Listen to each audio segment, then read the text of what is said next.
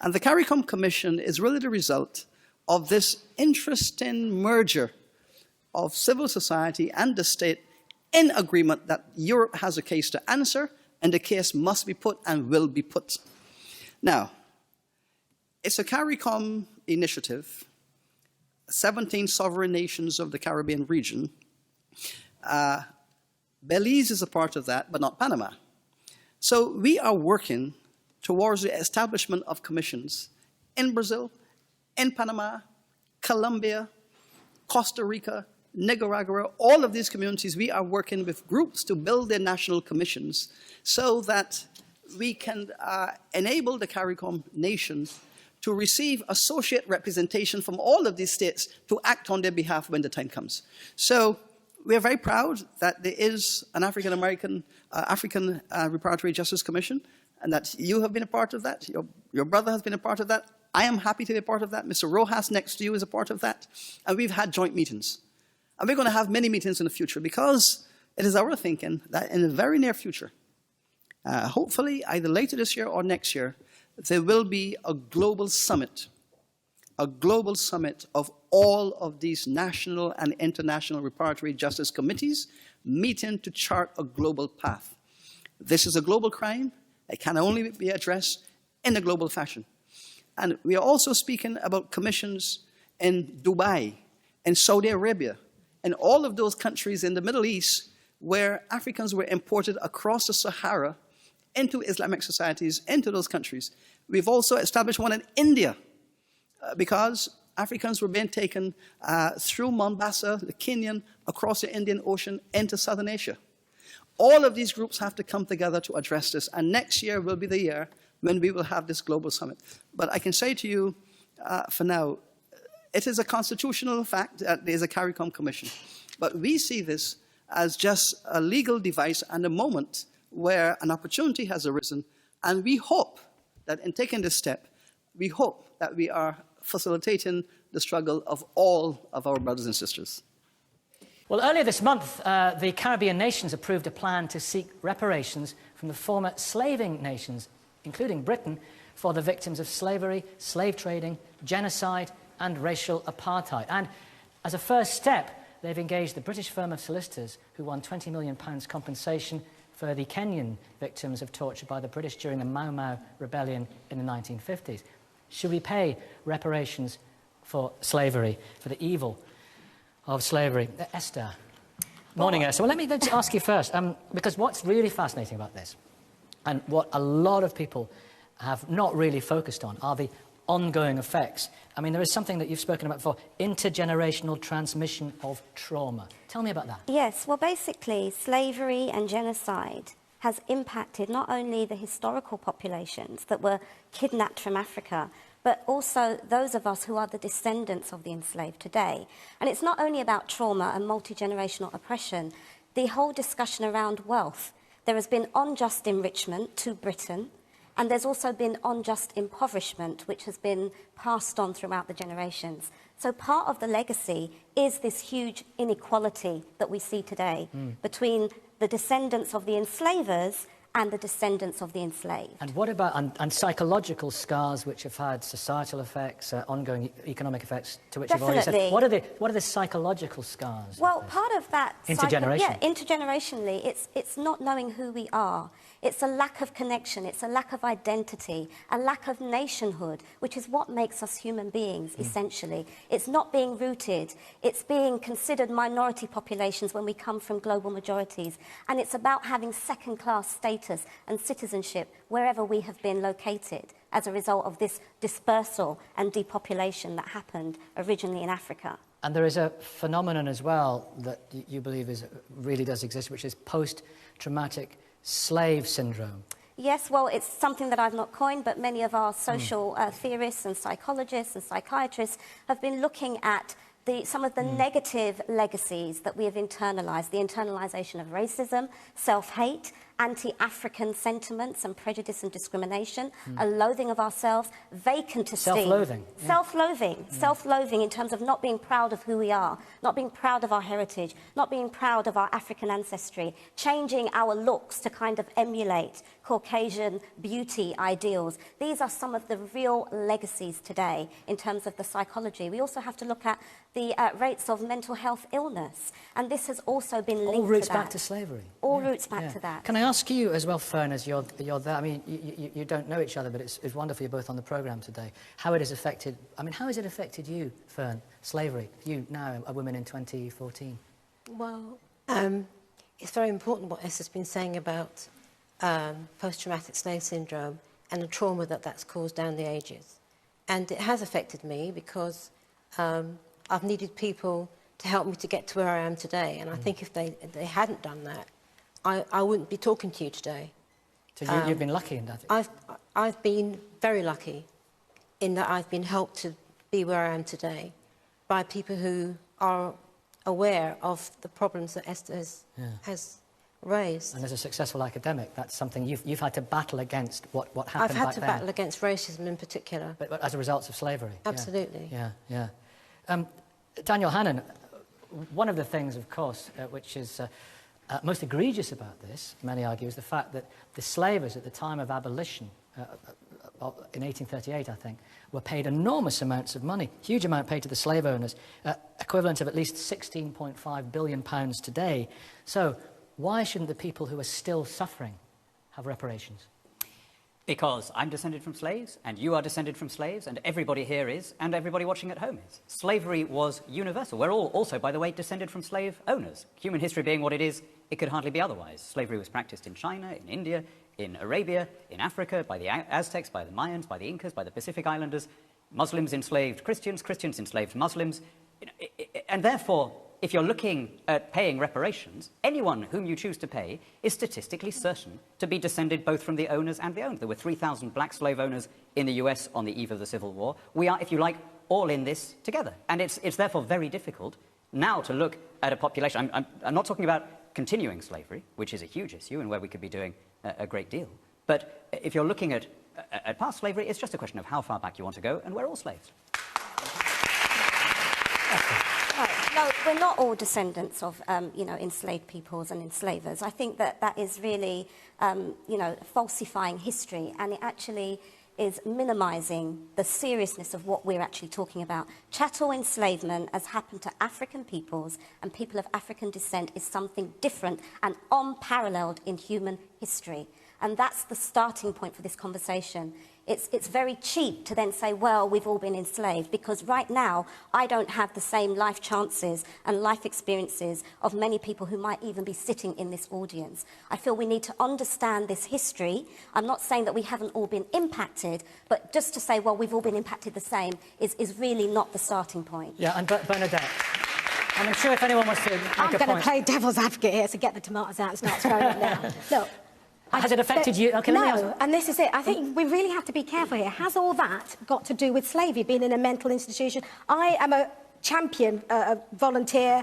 I'm a motivational speaker that visits prisons twice a week. Now, some of the lads in there, their crimes are not for because I was a slave 150 years ago. I think at some point, yes, of course, we all know slavery was there. My God, bad things happen. Bad things happened to me once, but it's what I do. You don't walk around with it. You have to move on. We've got to rise above it now and start moving on and thinking, OK, what are we going to do in the next 150 years so that our children can see, this happened to my great-great-grandfather, but wow, look what they've done now. We've got to start rising above this and get away from you owe me this, you owe me that, and going back. Look, of course, every black person knows it's really difficult in certain areas. What about the people that have profited from it? You know, the families that are still enriched Again, because of we this. know this. The tobacco millionaires, the so sugar I live in millionaires. Dorset. What am I going to do? Knock on all the manor houses in Dorset and say, right, give me a room for the night, mate. You know, hello, where does it end? You know, yes, they know they are. Some of them are named and shamed, Nikki. They're all in Google. You can see who they are. They have been named and shamed. Almost an apology was made by Tony Blair. Yes, an apology. But the trouble is, no British government is going to apologise because that would open the floodgates. Fern, come on. Audience, put your hands up, Fern. Almost an apology. Apology was not made by Tony Blair.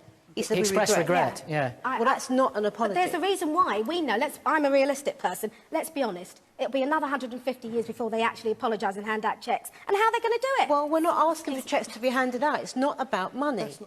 That cheapens the debate. Yes, I it's know. It's not about money. But if they apologise, you do realise the implications of if you apologise. The legal implications. Yeah, for legal implications.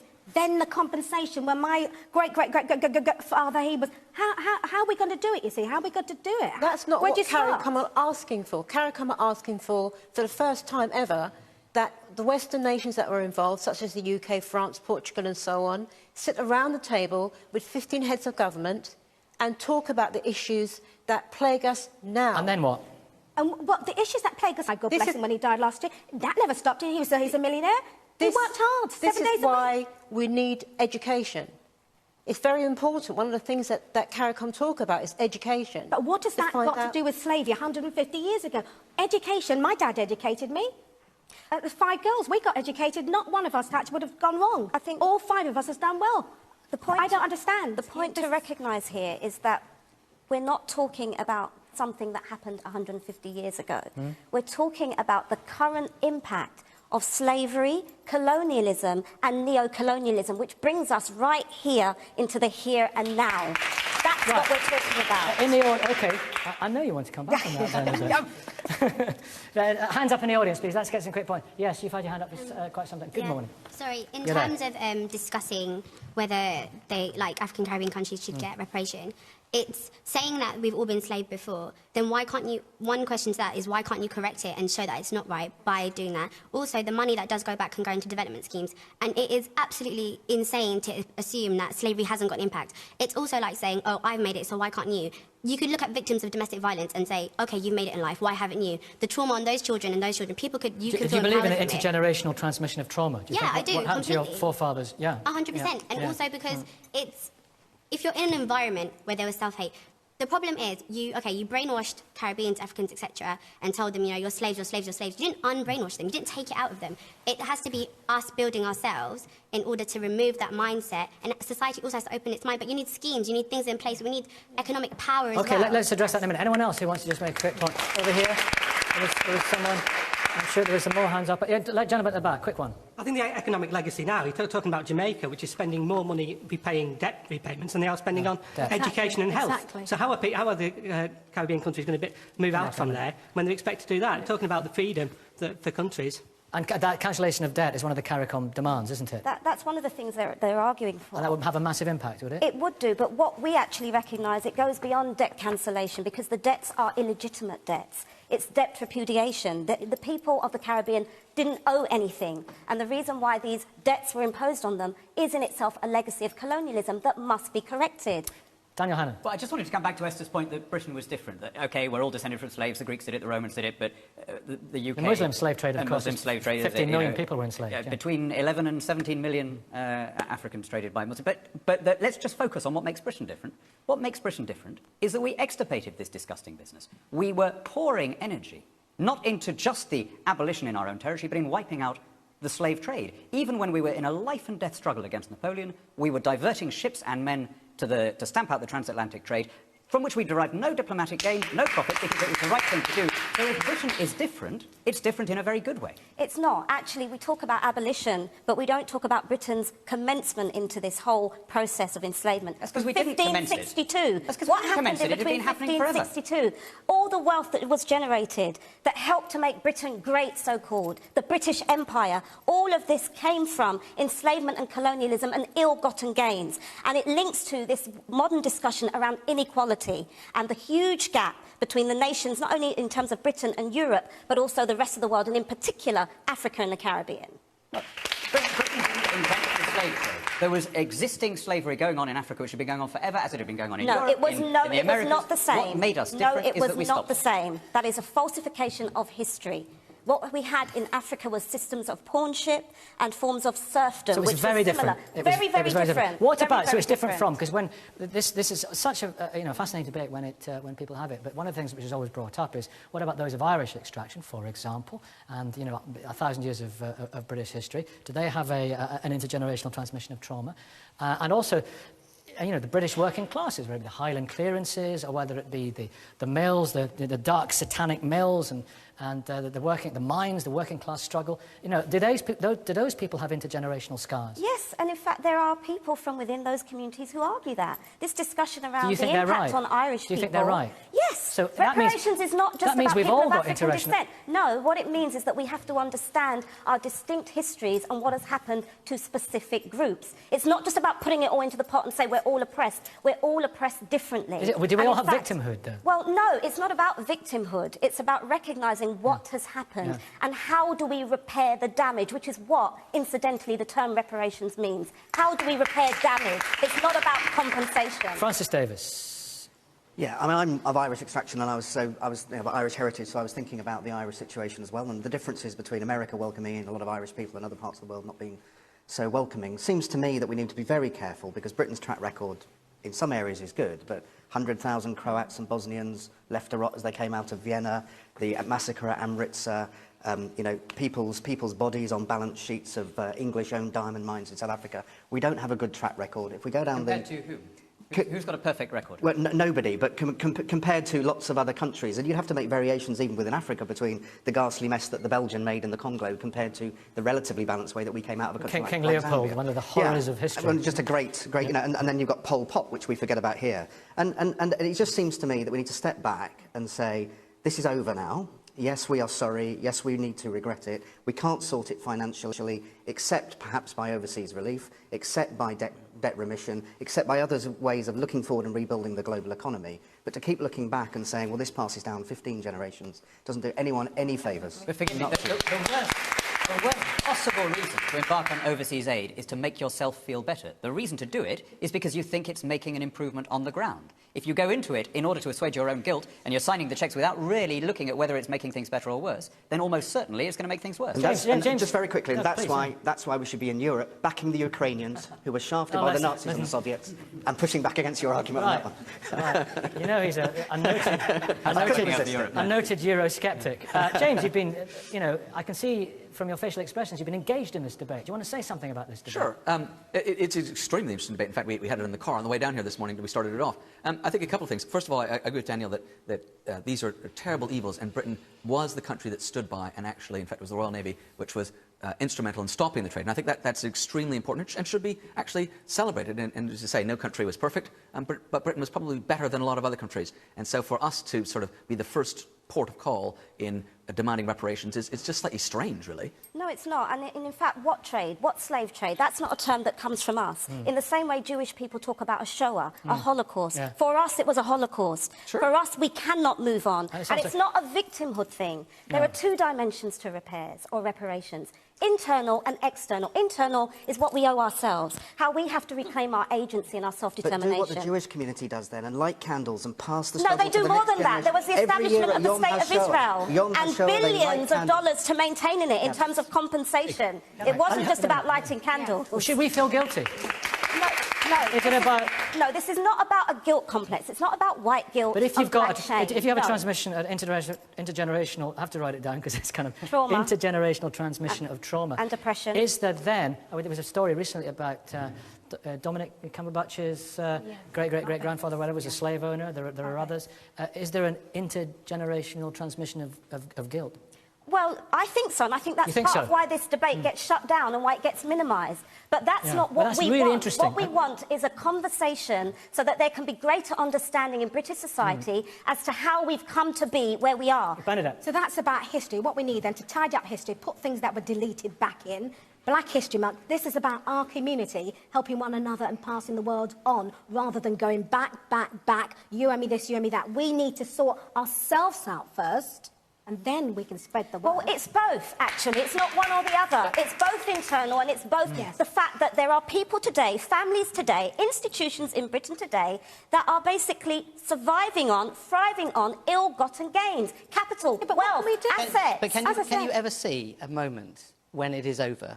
Well, there can only be over Well, let when her there's answer. You asked the justice. question. Here's the answer. Only when there is justice, and there hasn't been justice. What does that look Why like? is it so hard to recognise the justice cause of people of African descent? There's a huge amount of complicity in this Ben Phillips. Are we less than human beings? No, is that I what think you're you're saying? confusing all of Does this, everyone actually. else have a right to a recognition of their experience, but we must just forget it and move on? Is that what we're really saying? Is that what Britain is about? For a long time, and people from minority communities fought heroically for the right for everyone to be treated the same.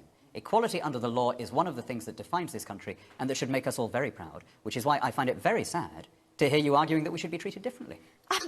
Equality under the law, that's on paper statute. Why do we still have discrimination? Okay, Ben. Why is there huge income inequality? Yeah, Ben, that's wealth inequality. an issue that Ben is very much focused on, as we heard from the previous debate. Should this be, given the horror of it, and I remember not knowing much about it, read a couple of books on the Atlantic slave trade, and they just jaw-droppingly evil and horrific. People being thrown off boats as if they were cargo for insurance purposes. It's just egregious and wicked in the extreme. Should this be a priority? It was a shockingly evil part of history. You know, the reason the boats had to keep going was because the women could no longer give birth, because they had been so ill-treated that they were no longer fertile. And even today, the poorest parts of Africa are those parts from which the slaves were taken. Even today, the latest statistics show that the poorest parts of Africa... DRC, CAR... And the West African coast remain the poorest parts. So the consequence of this horrible history is still felt today. Yeah. And so anything that people can do, both to acknowledge that injustice, but also to make the world a better place, a fairer place, is a good thing to do. Aid is right, in part, because we are atoning for our history, and also because it means kids in school and kids alive who would otherwise be dead. So the work towards a just world and a world that recognises history is so important, and I think Esther's really set it out very well today. Thank you all.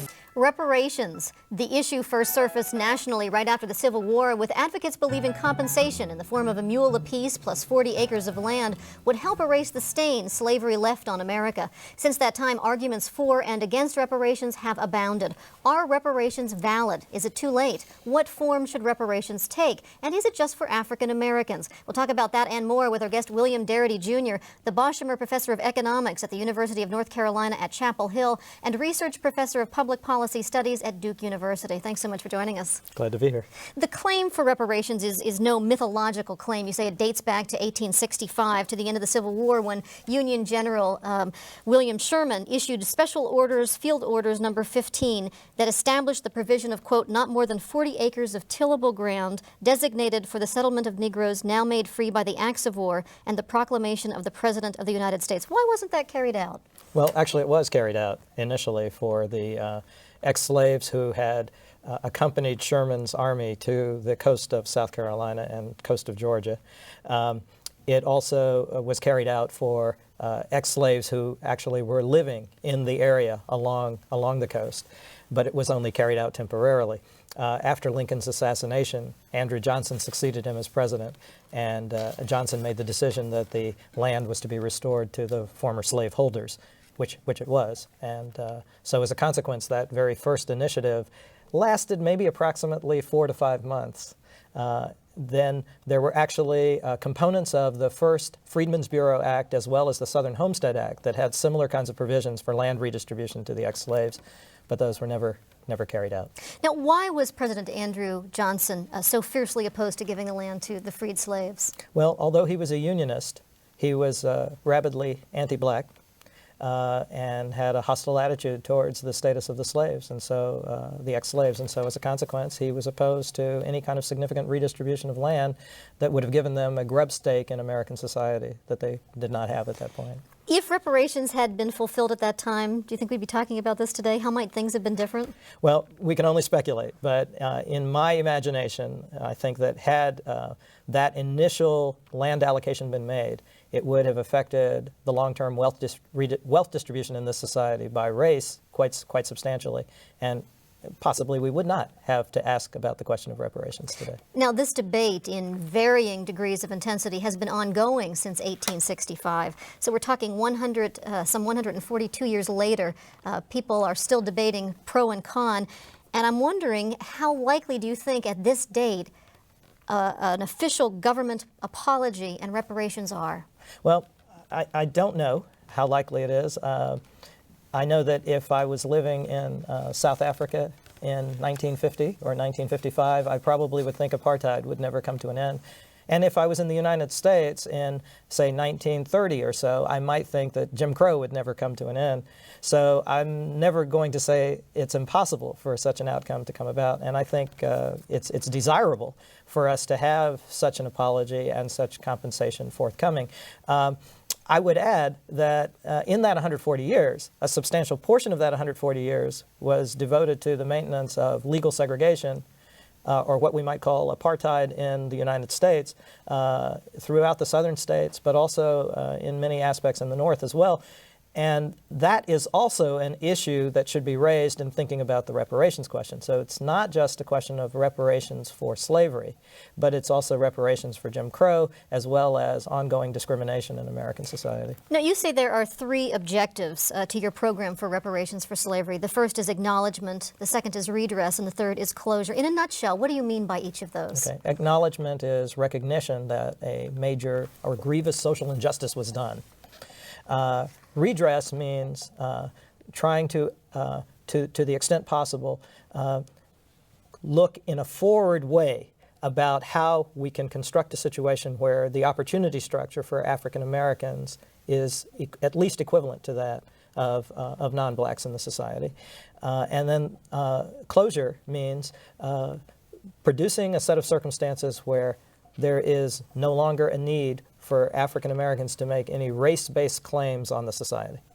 So by closure, I don't mean that we stop talking about this history, but that we would no longer have a situation where African Americans would come forward demanding or requiring or requesting social programs that are specifically for African Americans. Now, the famous psychoanalyst Carl Jung says that injustices become embedded in the psyche and they're passed on from generation to generation. And I bring that up as a preface to the fact that in 1998, a solemn President Clinton on a visit to Africa stopped just short of an outright apology for America's part in the slave trade. In fact, he said, going back to the time before we were a nation, European Americans received the fruits of the slave trade, and we were wrong in that. Did his apology or his statement go far enough, and would an apology be enough? Well, and a formal apology would be desirable. I certainly don't think it's sufficient because what the apology handles the concern, the first aspect of the objectives, which is acknowledgement, but it doesn't address the second two, which is redress and closure. And redress and closure really requires the development of a substantial program of reparations that would be intended to eliminate the significant economic disparities that exist between African Americans and non-African Americans in this society. And you think reparations would do that? Well, if designed properly, certainly. I mean, I obviously I could conceive of a reparations program that's called that wouldn't really have much of an effect on anything, depending on the magnitude of the compensation, depending on the way in which the program is executed. But a properly designed reparations program certainly could have the redistributive effects that could really alter the way in which we think about racial inequality in this society. I want to talk about potential designs for a reparations program, but first I want to talk about some of the arguments against reparations that have been out there and probably seen by more people. Okay. First, opponents say that African chiefs were the ones waging war on each other and capturing their own people and selling them. If we abolished slavery more than 140 years ago, a war that took more American lives than any in our history. And according to one critic of reparations, if John Brown was correct that the sin of slavery could only be washed clean in blood, then it was done. How do you respond to that? Well, actually, this seems to be a mixture of arguments, but I think the first one concerns African complicity. And I would argue that, first of all, African complicity only occurs after African opposition to the slave trade and slavery was quashed. And there was a significant effort on the part of some African chieftains, including Queen Nzinga, to resist the slave trade, but they were defeated. So after their defeat, you have a situation in which I think Africans collectively are confronted with a prisoner's dilemma. Either you participate in the slave trade from the standpoint of being involved as traders, or you are subject to being the objects of the trade yourself, that you may be subjected to being enslaved and shipped overseas. So that prisoner's dilemma creates a circumstance in which I think it's very difficult to talk about some sort of open or voluntaristic complicity on the part of Africans. The third thing I would say here is that it's the demand side that is always decisive in what we might view as immoral or unethical trades. I mean, if we think about the drug trade, people have frequently talked about trying to stem it from the supply side. But ultimately, if people want the product, then that's what's going to generate a supply for it. And I think similarly in the context of slavery and the slave trade, the European demand for slave labor on the American continents was the critical factor. And that's what we have to address.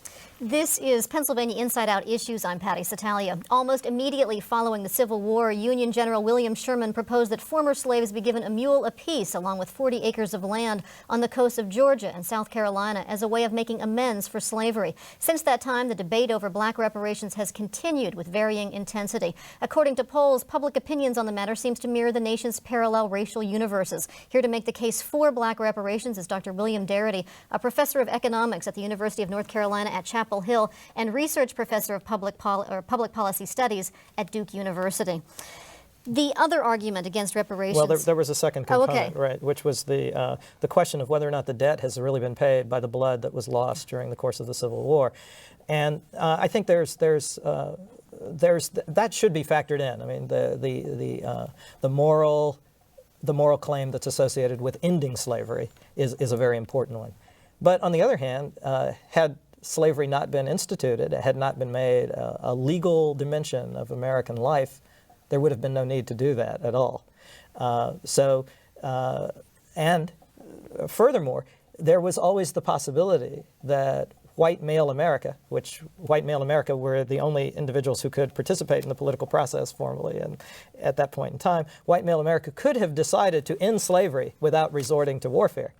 There were proposals afoot for compensated emancipation of the slaves. That was a possibility that was seriously and passionately advanced by Abraham Lincoln. So there were options other than going to war. They were not taken. The other argument against reparations that has gained the most attention is that the people currently asked to pay had nothing to do with the injustices of the past. Yeah. How do you respond to that? Well, there's actually several responses to that. First and foremost is the fact that the injustices of the past are not as distant as we are accustomed to thinking. If we were thinking about slavery itself, my sons are the 5th generation out of slavery. And so if you think of it from a generational standpoint, it's not that far in the past. There are some families where there are still living members who are actually only the 3rd generation from slavery. Those individuals are 100 years in age or older. But again, from a generational standpoint, it's not that far back. But now if we also address the fact that subsequent to slavery, the United States did not immediately become a true democracy, but practiced 100 years of political exclusion of African Americans through the Jim Crow system, then we're talking about a system that did not go out of existence in any formal way until 1964. And with respect to schools and school desegregation really doesn't come into practice in the United States until the early 1970s. So now we're not talking about a very distant past, and we're not talking about huge numbers of Americans who had nothing to do with that process. But I would also add that for individuals who are more recent immigrants, I would argue that when one immigrates to a country, you immigrate to its history, and that you immigrate to the responsibilities and obligations that society has, as well as the opportunities and benefits that it provides you. Speaking of benefits, one of the numbers out there about the profits made by slaves is $9.12 billion using an annual interest rate of 5%. But when we talk about calculating the amount of reparations, some calculations are as high as $4 trillion, and some say that's an underestimate. How would you calculate this, and to whom or how would the monies be dispersed or distributed? Okay. So let me first of all say that with respect to who would be eligible to receive reparations, I have come to the view, after long conversations with my wife, actually, I've come to the view that there should be 2 criteria. The first is that the individual should have to establish that he or she had an ancestor who was enslaved in the United States. And then the second criteria would be that the individual would have to indicate that for at least 10 years before the onset of the reparations program, that in some official document that he or she indicated that they were racially either black, colored, Negro, or African American. Okay? So that's who would be eligible. In terms of the magnitude, the baseline from my perspective is the present value of the 40 acres and the implements or the mule. The present value of the 40 acres that was to be distributed to the 4 million ex-slaves at the time of emancipation. And then we can think about how that number should be increased to adjust for the social penalties associated with Jim Crow and ongoing discrimination. But that would be the baseline. And yes, the numbers could get quite huge. They could be in the vicinity of $3 to $6 trillion. Final thing is, how should this be paid? I think in terms of reparations as constituting a portfolio of options, so that there would be a total sum, but the total sum could be distributed partially in terms of checks to individual African Americans that might be distributed over a period of years, not necessarily one point in time. It could also include a trust fund that people could draw upon if they have projects that have merit to develop their businesses or to use those resources to further their education. There could be some form of tax relief. I mean, there could be a variety of ways we could do this. There's nothing that commits us to having a reparations program that takes a single form. In fact, you talked about using the model that the Germans used in compensating Holocaust victims, which turned out to be payments of $100 a month. To individuals. And also there were payments made to an institution, to the State of Israel, to assist it in its development and survival. So you could have some forms of institution building that might take place as a part of the overall reparations package. So I'm fairly open-minded about how this might be done, as long as it has the constructive aim of closing the disparities that exist in this society. Now, we do have some experience with paying reparations. Japanese Americans who were interned after during World War II, were 24 years later received reparations for property lost. And then in 1988, some 60,000 people received payments of $20,000. That seems like and that was by legislation of U.S. Congress. Yeah. It seems doable, almost, and I'm wondering how many people were talking about using the eligibility guidelines you talked about, having identified yourself as African American or Negro within the last 10 years. How big a population are we talking about? Yeah, I'm not certain. I mean, if I were to look at census estimates of the number of individuals who might be identified as black or African American in the United States, then we're talking about approximately 22 million people to 25 million people. But in terms of the numbers who could actually meet both of the criteria, then I would assume it would be somewhat smaller than that. But yes, it's a much larger potential population that would be the target population than the recipients of reparations for the incarceration of Japanese Americans. And some would say if we were to do what you've just outlined, we would bankrupt the U.S. Well, if we're talking about $3 to $6 trillion as a sort of a rough range, the national debt is larger than that. So depending upon how you executed the program, if the payments are not made all at one point in time, and if they take the form of programs, include programs like trust funds and the like, then I certainly think it's feasible to do it. Mm-hmm. The National Urban League and the NAACP have not officially backed reparations. Can you comment on that? Yeah, I suspect it's because there still is this sentiment among some elements of the African American community that this is impossible, it's pie in the sky, and that in some ways their credibility will not be taken as seriously if they commit themselves to this option. But again, I say there are many things that we have thought were unlikely to occur that are morally correct and are probably policy-wise quite correct, that we didn't think would occur, that actually have come to pass. And so I would hope that eventually those organizations would support this as well. We have just a couple of seconds, but you yourself have said that the task of building a national movement of black reparations is daunting. Yes. Where do you go from here, and how much company do you have? Well, there are people who have been in pursuit of this goal for many, many years, like the organization in Cobra that has a wonderful lawyer who works with him, Adjoa Ayatoro, who has been talking about this. There are attorneys who have been pursuing litigation around reparations, including Charles Ogletree. So I'm not alone in pursuing this, but I think that the best we can do is continue to try to have opportunities to engage in conversations to help people understand that this is not an absolutely absurd idea, that it is a way of addressing our nation's tortured history around slavery and racism, and that it creates the possibility for us bringing to a close or to a reconciliation around these issues in a way that we have not been able to in the absence of a reparations program. All right, thank you so much. Welcome. For those of you who are not usually at Harvard University, welcome to Harvard University.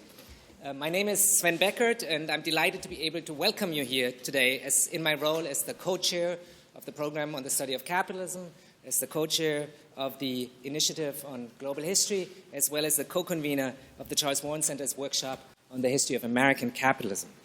I would also like to welcome you in the name of the co-organizers of today's event, which is Charles Mayer of the Harvard History Department, Kenneth Mack of the Harvard Law School, and Michael Sakim, who is currently at the Charles Warren Center. It is great to see all of you here tonight, or this afternoon, but I'm particularly honored to be able to welcome Vice Chancellor Hilary Beckers as our speaker here this afternoon. Formally speaking, this event is a joint session of two workshops here at Harvard University, one of them on the history of capitalism and the other one on the history of on global history. The former workshop, the one on capitalism, focuses on disentangling the long history of capitalism and tries to infuse a historical perspective into our thinking about capitalism.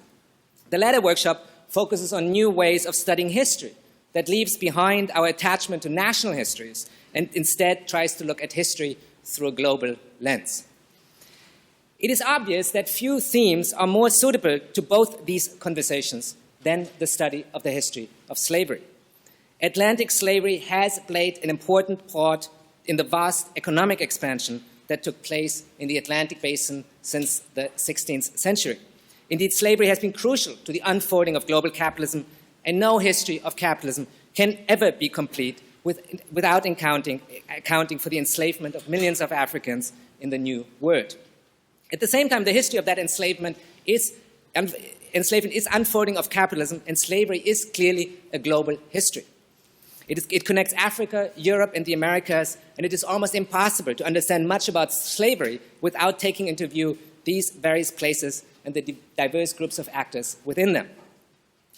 Today's speaker, Sir Hilary, has been at the forefront of invigorating both of these discussions. His work has charted in great detail the contributions of Atlantic slavery to the development of North Atlantic economies, and his writings have avoided narrow national perspectives and taken the Atlantic world as a whole into view. His writings have also been infused with great ethical and political energy, insisting, as he does, that history is not just about the past, but also about our present and very much about our futures. Even though Sir Hilary has assumed many important positions in academia and in politics, I like to think of him first and foremost as a historian whose voice joins a long line of distinguished thinkers such as Eric Williams, W.E.B. Du Bois, Walter Rodney, and Eric Hobsbawm. A committed activist for social justice, Sir Hilary is among the most distinguished intellectuals in the Caribbean and a prolific scholar.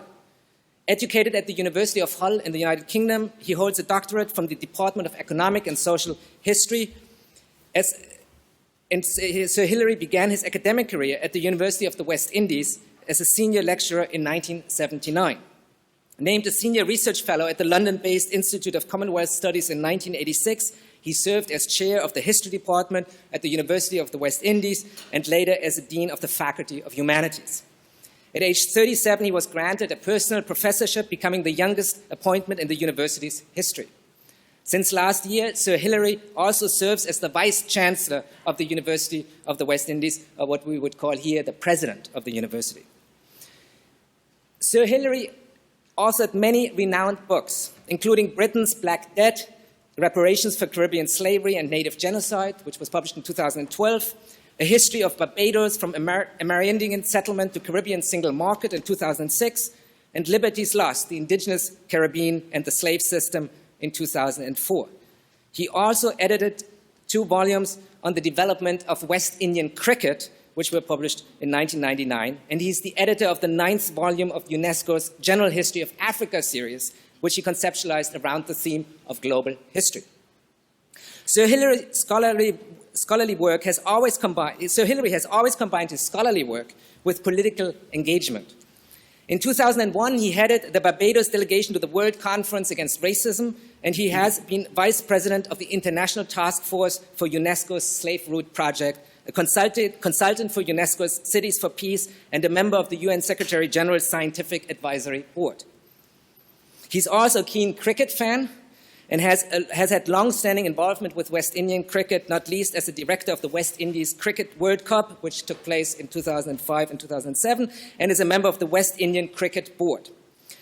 Sir Hilary, in 2007, was made a Knight of St. Andrew, the highest honor of the Order of Barbados, for his contributions to higher education, the arts, and sports. And perhaps less well known is the fact that Sir Hilary also is an accomplished playwright with 6 plays staged to popular acclaim. Professor Beckel's talk today will focus on the subject of much of his research and of his political work, the history of slavery and the politics of reparations. As chairman of the Caribbean Commission on Reparations, Sir Hilary has been at the forefront of re-emerging global conversations on the question of slavery reparations. This subject has, of course, great significance in Europe, in Africa, in the United States, and the Caribbean. But it's also a subject that hits close to home, both in a country that built so much of its wealth on the backs of enslaved workers and at a university whose own history is so deeply entangled with slavery. It is a great honor to be able to welcome Sir Hilary here today.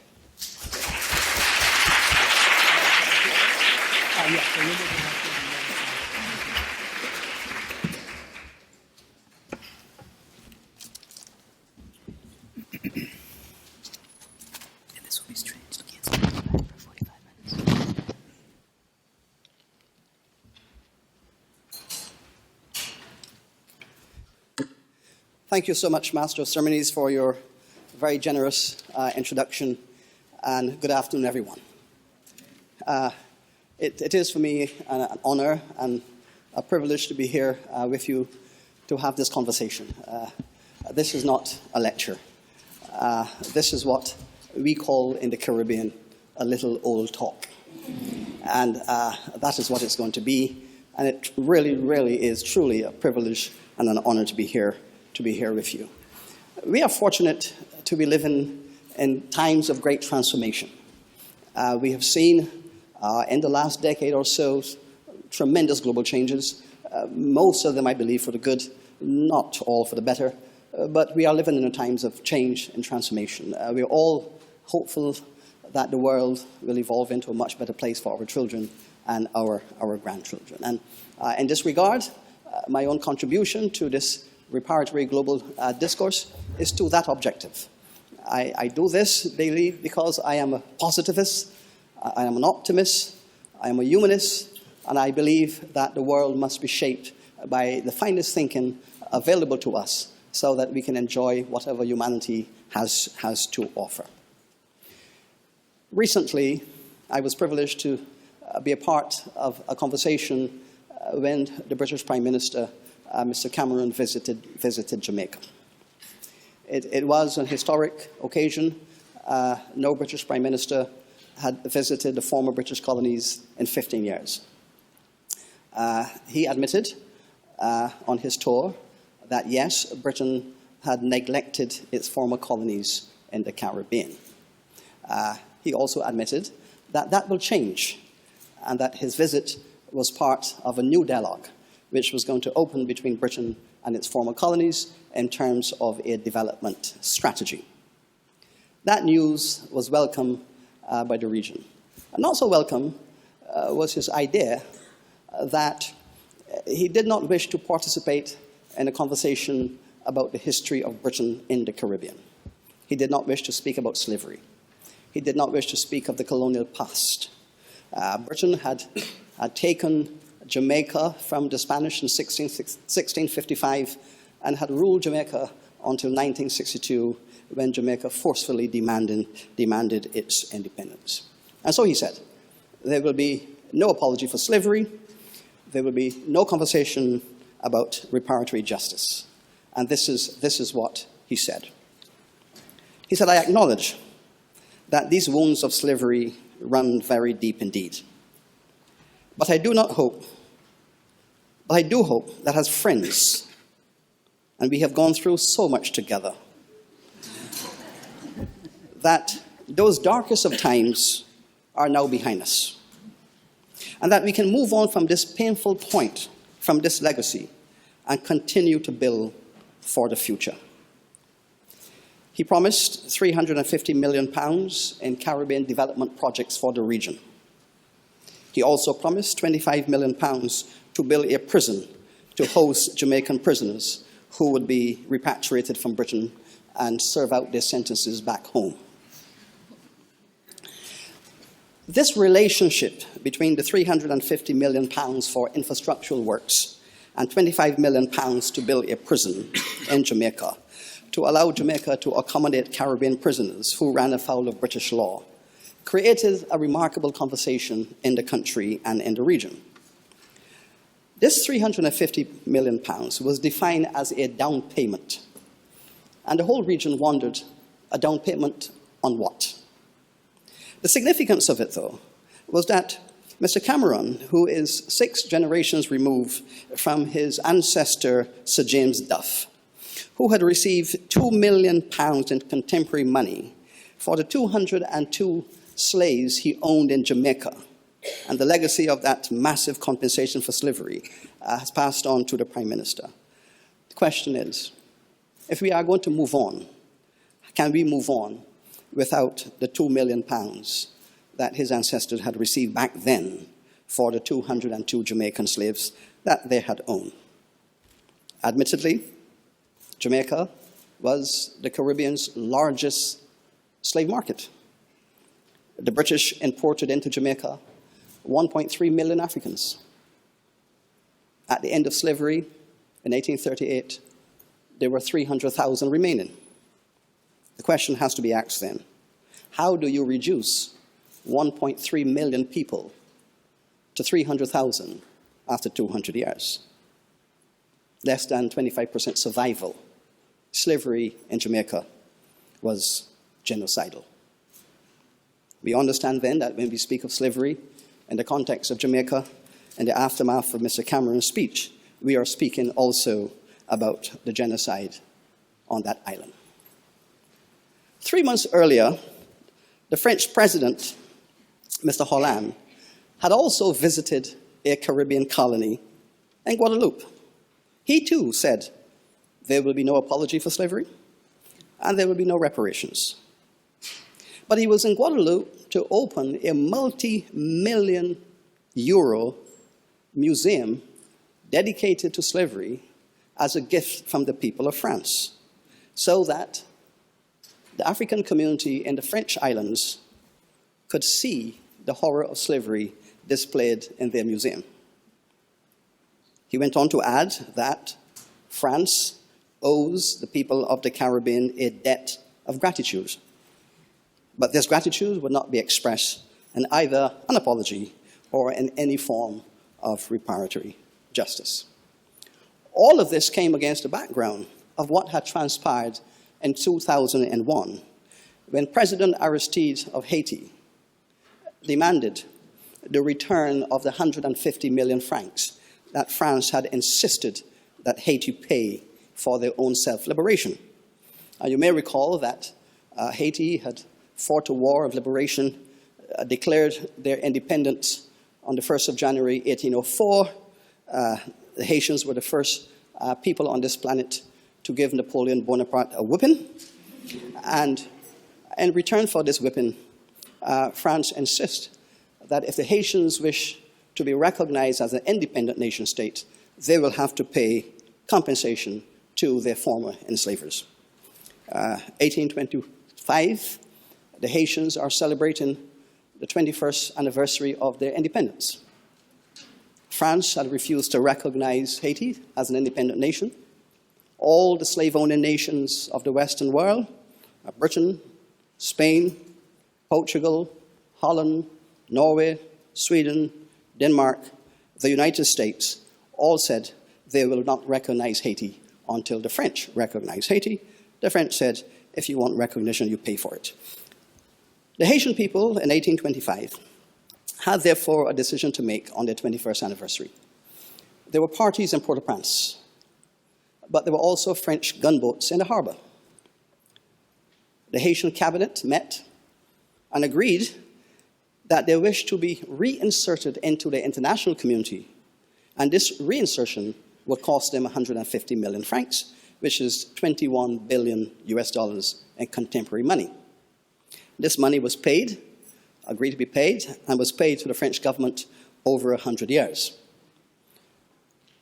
This extraction of economic value out of Haiti in the first 100 years of its nationhood crippled that nation. In some years in the 19th century, the payment to France in reparations accounted for 60 to 70% of the foreign exchange earnings of that nation. Aristide asked for the return of this money to the people of Haiti. He wrote to the French government, government to government, calling for the return of this money. The French government invaded Haiti. Aristide was overthrown and removed from office. His successor, his first public statement, was that the claim for reparations and the repayment of this money was a criminal act and removed from the state. And therein was the end of that conversation.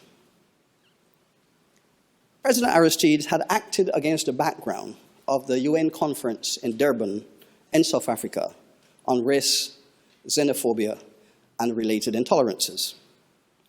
The American government under Bush had pulled out of this conference on the basis that any discussions around slavery and reparations were internal national issues and not to be ventilated in international fora.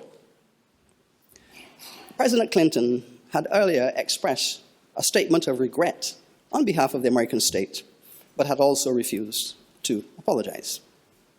President Obama followed the Bush-Clinton line and also indicated that there is no need for a formal apology. President Holland did state in Guadeloupe that history cannot be the subject of financial transactions. President Obama declared that the discourse on reparations and reparatory justice is divisive of the nation state. The Western world, therefore, seems united in its opposition to the concept of reparatory justice for the people of Africa. And so there seems to be a Euro-American alliance that stands in solidarity in opposition to justice for the enslaved peoples of the modern Western world. But yet, the conversation continues. It is growing in intensity. And as one of my colleagues have said in Guyana a few days ago, the water is boiling and someone will have to make the tea.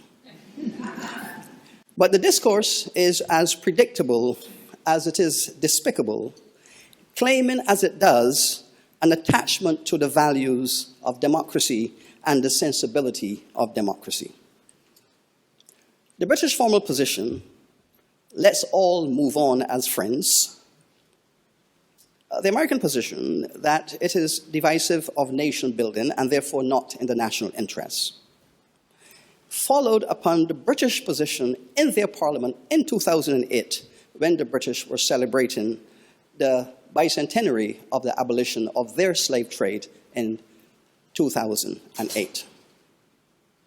The British House of Lords debated this matter. The conclusion of the House of Lords is that yes, slavery was a crime.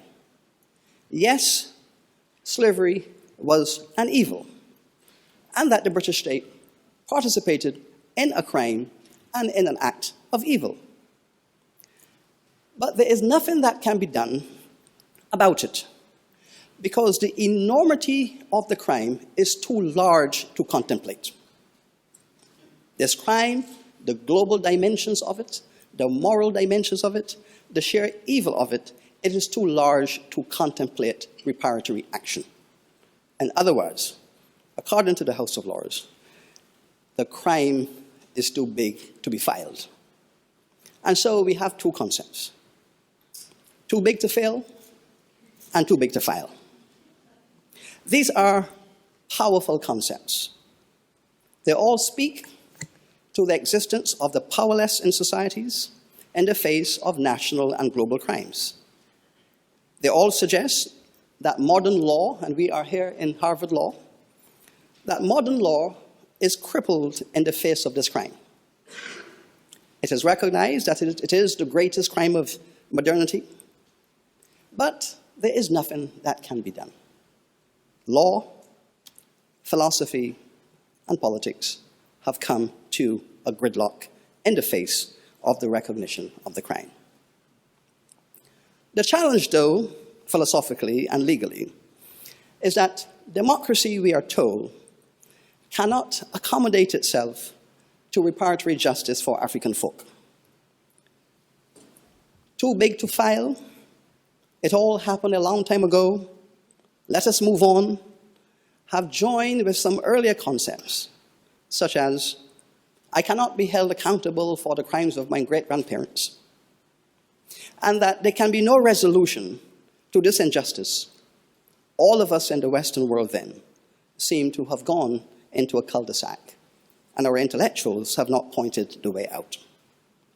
Gridlock, therefore, seems to be the state of affairs in respect of democracy and reparatory justice. All of this has converged around the most extraordinary achievement of democracy, the device we all know as the national interest. The national interest is a remarkable 17th century invention. It's an invention that enables the state and the powerful to make judgments on behalf of the powerless and to sustain their authority over time in the face of adversity and criticisms from the majority of peoples. It is a concept that is fluid, it is volatile, and it is commercially available. It's a concept that can go to the highest bidder, but prefers to be dressed in the finest and most sophisticated garments. It comes wrapped in beautiful legal and philosophical discourse, but in effect, it is a device of the powerful, who defined for all of us what is in the national interest. So I wish to make a few comments then about the auctioning of this concept of the national interest. In the 16th and 17th centuries, there was a strong argument that said slavery was not in the national interest. Across European countries, there were conversations about what to do with this form of labor. In most countries of Europe, and also in the early years of the colonies of this country, there was a formulation about slavery as not in the national interest. The vast majority of citizens in Europe, and also in these colonies, would have argued that it is not for the betterment of mankind. We see a change in this concept in the middle of the 17th century, when slavery is emerging as a replacement for white indentured servitude.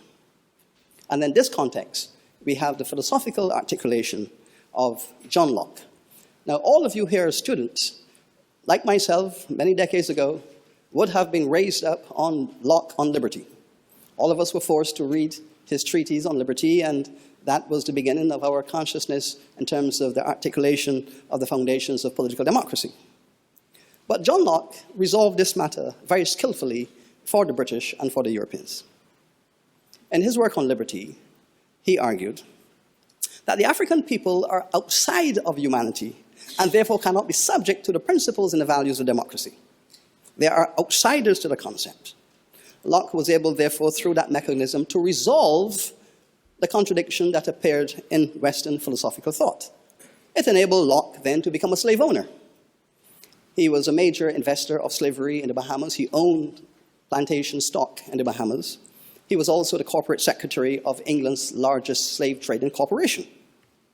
And yet, while accumulating his wealth from slavery and slave trading, he wrote beautifully on the theory of liberty. All of this made perfect sense because he had resolved the contradiction to allow the West to go forward with slave owning as in the national interest, while at the same time formulating the theory of democracy and freedom. Then, in the 18th century, across the Western world, slavery was defined as in the national interest. Now, in every instance, all of those many voices that rose up against slavery in Britain, in France, in Germany, in this country, all of those intellectuals and poets and theologians and common folk who turned their minds and their values against slavery were defined as not acting as citizens in their own national interests. And they were brushed aside. All of those opposition voices, and there were many very skillful, passionate opposition voices in the 17th century, in the 18th century, standing against the proliferation of the system of labor and human degradation, those people were brushed aside and pushed aside as not serving the national interest. Remember when Wilberforce made his first great statement against slavery, the King of England, a slave owner and slave investor, called upon him as a member of Parliament and threatened him to be very, very careful that you, sir, as a member of the British Parliament, you are standing against the national interests. Wilberforce persisted. By the early 19th century, the conversation has shifted. Powerful voices now turn against slavery and slave trading as not in the national interest. And we see in the 1820s the rise of this liberal perspective that says slavery is a crime, slavery is a sin. No one who has Christian values can be a slave owner. And suddenly the tide turned against slavery, and the British Parliament finally overwhelmed by the argument that slavery is no longer in the national interest, thus emancipation. So we see the rise and fall of this concept, and we see it every day in our lives.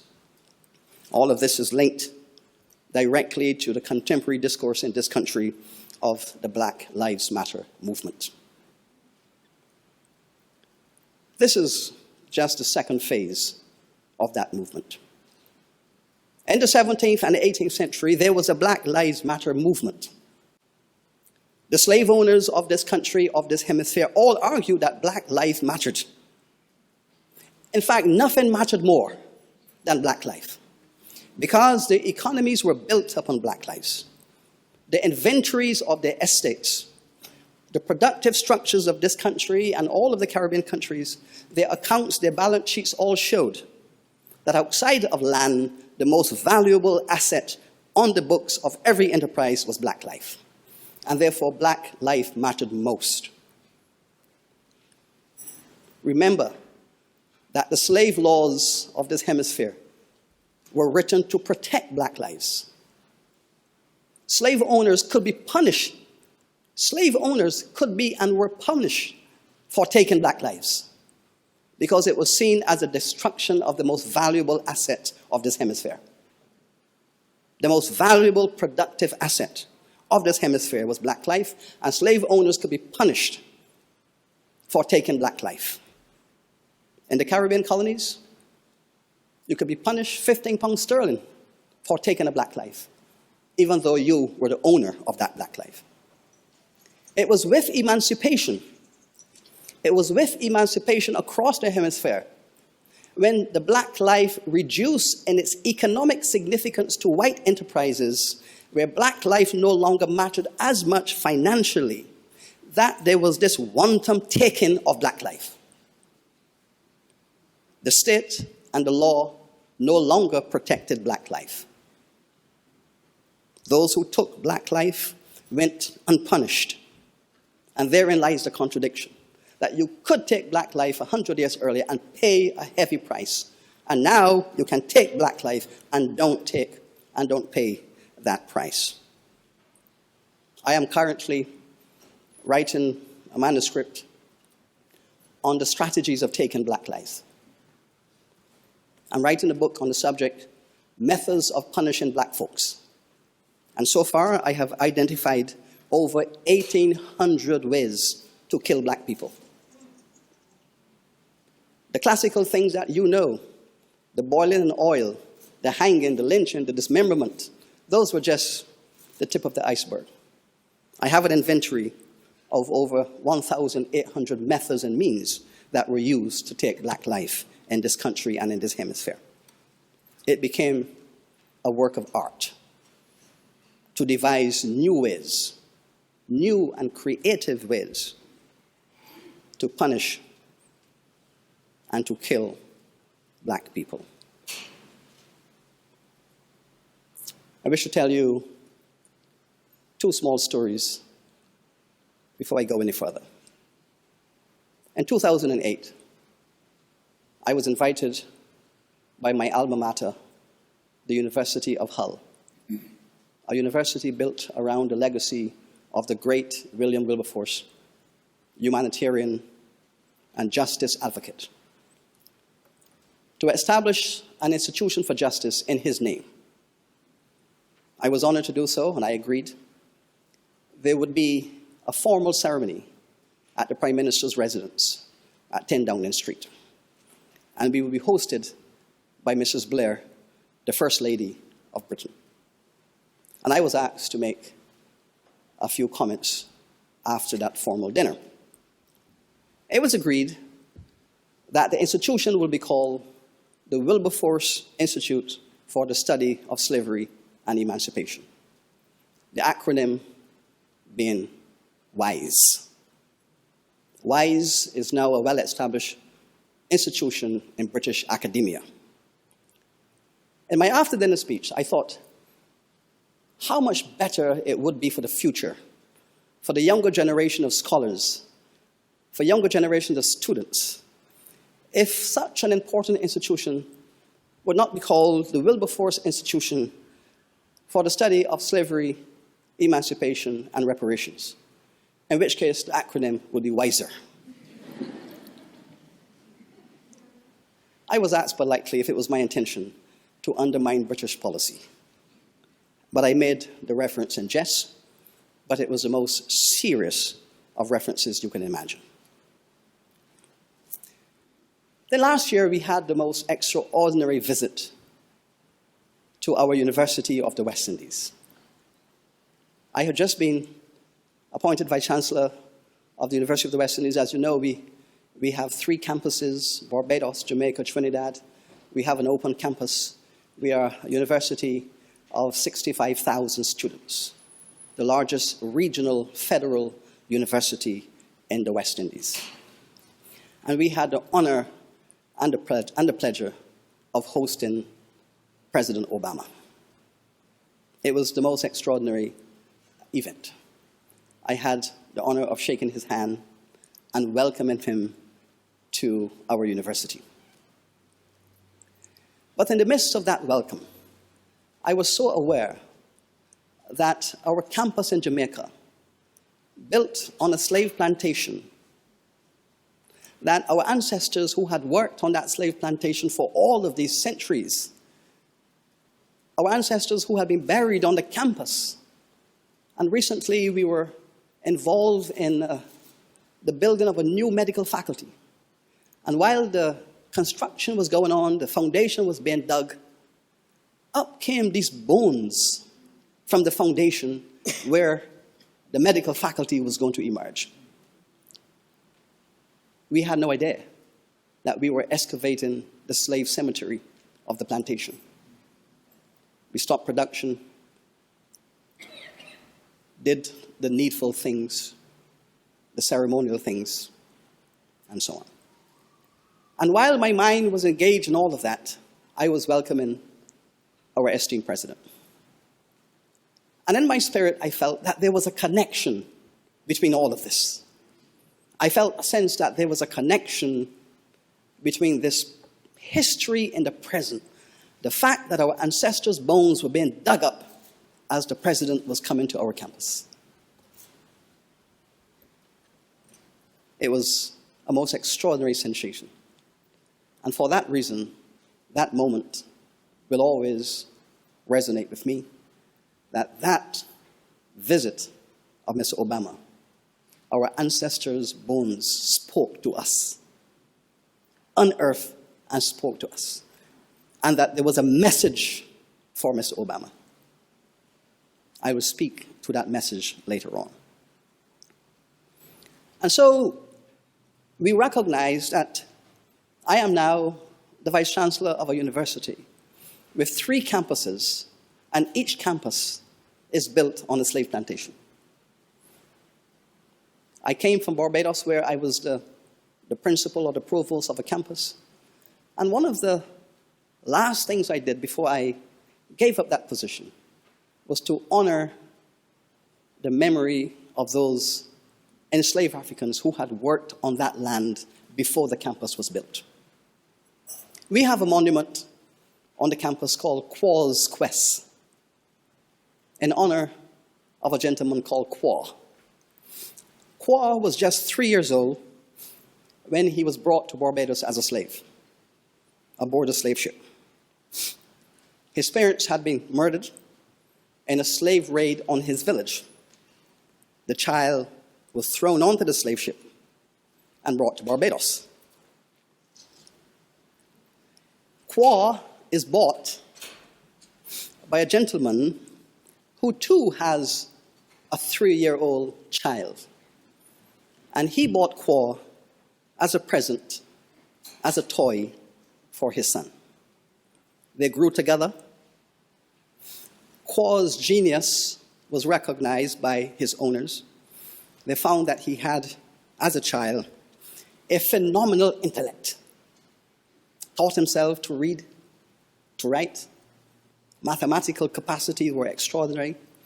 They asked him to take responsibility for the accounts of the estate. Slavery comes, slavery ends. A church is built on the plantation. 2 weeks at emancipation, the Church of England is looking for a sexton for the new church. The sexton, as you know, is the person, the officer of the church, who takes responsibility for all of the events of the church. Marriages, baptisms, all the public events of a church are taken care of by the sexton. Qua becomes the sexton, the first black sexton of the Church of England anywhere in the world. And in 1854, there's an outbreak of cholera, and he is lying on his deathbed. And he gives his testimony on his deathbed. He says, "I came to this colony as a child of 3. Parents lost. I am now married, 4 children. My family is rebuilt. I am a teacher. I'm a preacher. I'm a professional man. My quest is over." And so we call this monument Qua's Quest. The first teacher on the land where a university campus is now built. This is the history all of us have to deal with, how the past speaks to us in the present. Then there is the narrative of one of my predecessors, Sir Arthur Lewis, who I'm sure you all know, Nobel laureate in economics, the first vice-chancellor of my university, professor of Princeton, Manchester University, everywhere, one of the finest intellectuals of the modern world. But in 1938, as a young graduate, 23-year-old graduate with a PhD in economics, London School, brilliant young man, he wrote a little book called Labor in the West Indies. And in this little book, he says, "The economics surrounding the development of modernity are well known. We can all account for the rise of the Western world. We can all account for the emergence of global capitalism. We know the benefits that global capitalism have brought to humanity. But," he says, "this matter of 200 years of unpaid slave labor is yet to be addressed." That was before he received his Nobel Prize, 1938.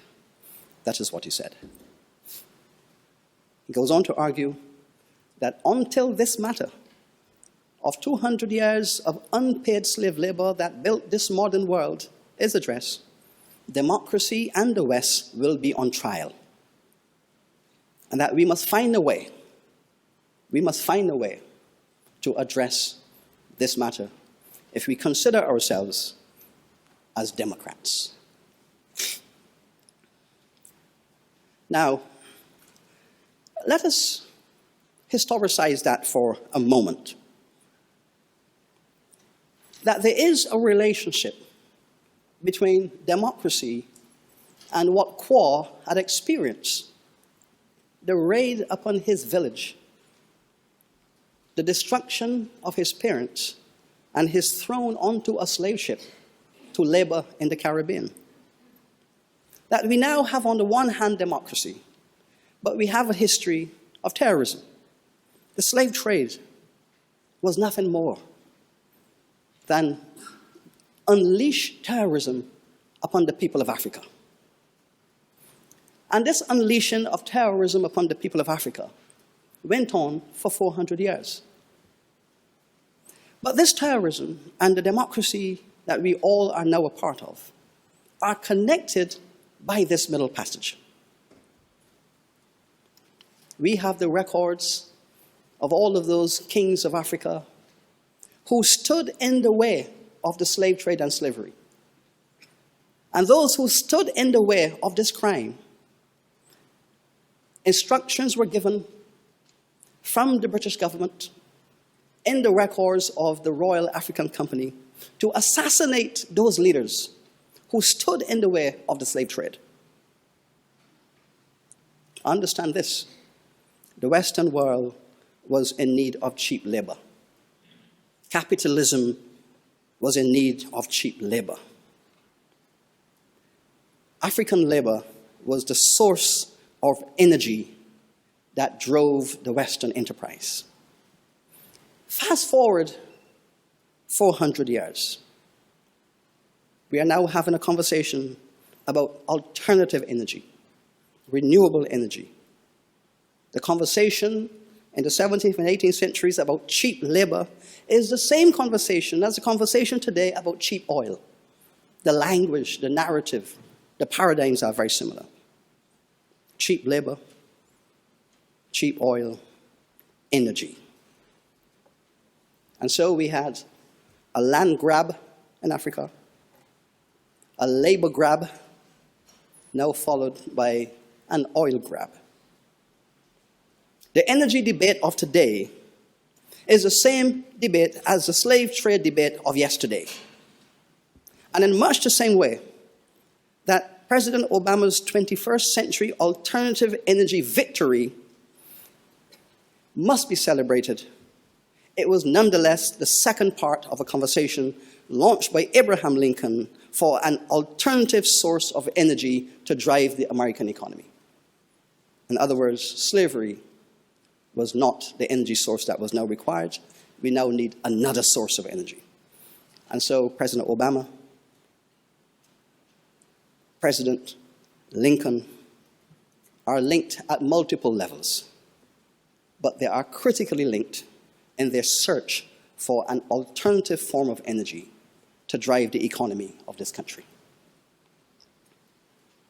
Terrorism, alternative energy, and the contradictions of democracy, as I have said, have been resolved. And now all of us are asked to deal with this discourse around reparatory justice. But those who argue against reparatory justice, when you examine the assumptions of those arguments, whether legal, philosophical, social, moral, whatever the assumptions of the opposition to reparatory justice for African peoples, they converge around a simple point, that the African peoples of the Americas might have a moral and legal right to justice, but they are not deserving of reparatory justice. Unlike all the peoples of the world, these people are not deserving of reparatory justice. Reparatory justice, we all know, is about power. Who gets reparatory justice are those who are able to win the discourse of power. The weak, the disorganized, do not get reparatory justice, unless it comes at the end of a journey where that group is facing extinction. And when that group is facing human extinction, then the conversation might change around reparatory justice. We have seen this in the context of indigenous people. on the verge of decimation, being the subject of reparatory justice. The Caribbean has now thrown itself into the vanguard of this process. All of the governments of the Caribbean met in summit, examined the historical details of this case, and have agreed that the powers of Europe, the slave-owning nations of Europe, that they all have a case to answer. CARICOM, the Community of the Caribbean, has therefore broken ranks with Europe and America. The Caribbean governments have broken the gridlock. The Caribbean governments have determined that the future of democracy has no integrity without a discourse of reparatory justice. And why? Because this is the final stage in the evolution of our democracy. For 300 years, for 500 years, the indigenous peoples, the African peoples, fought to remove genocide and slavery from our culture, our civilization. They fought against it. They were in the vanguard of all those democratic sensibilities we speak about: justice, equality, freedom. They fought. After 300 years, we were finally able to uproot slavery from our world, chattel slavery. What the enslaved of the Caribbean describe as the barbarity time. That's how the former slaves used to refer to slavery, as the barbarity time, the time when barbarity descended upon the world. Barbarity.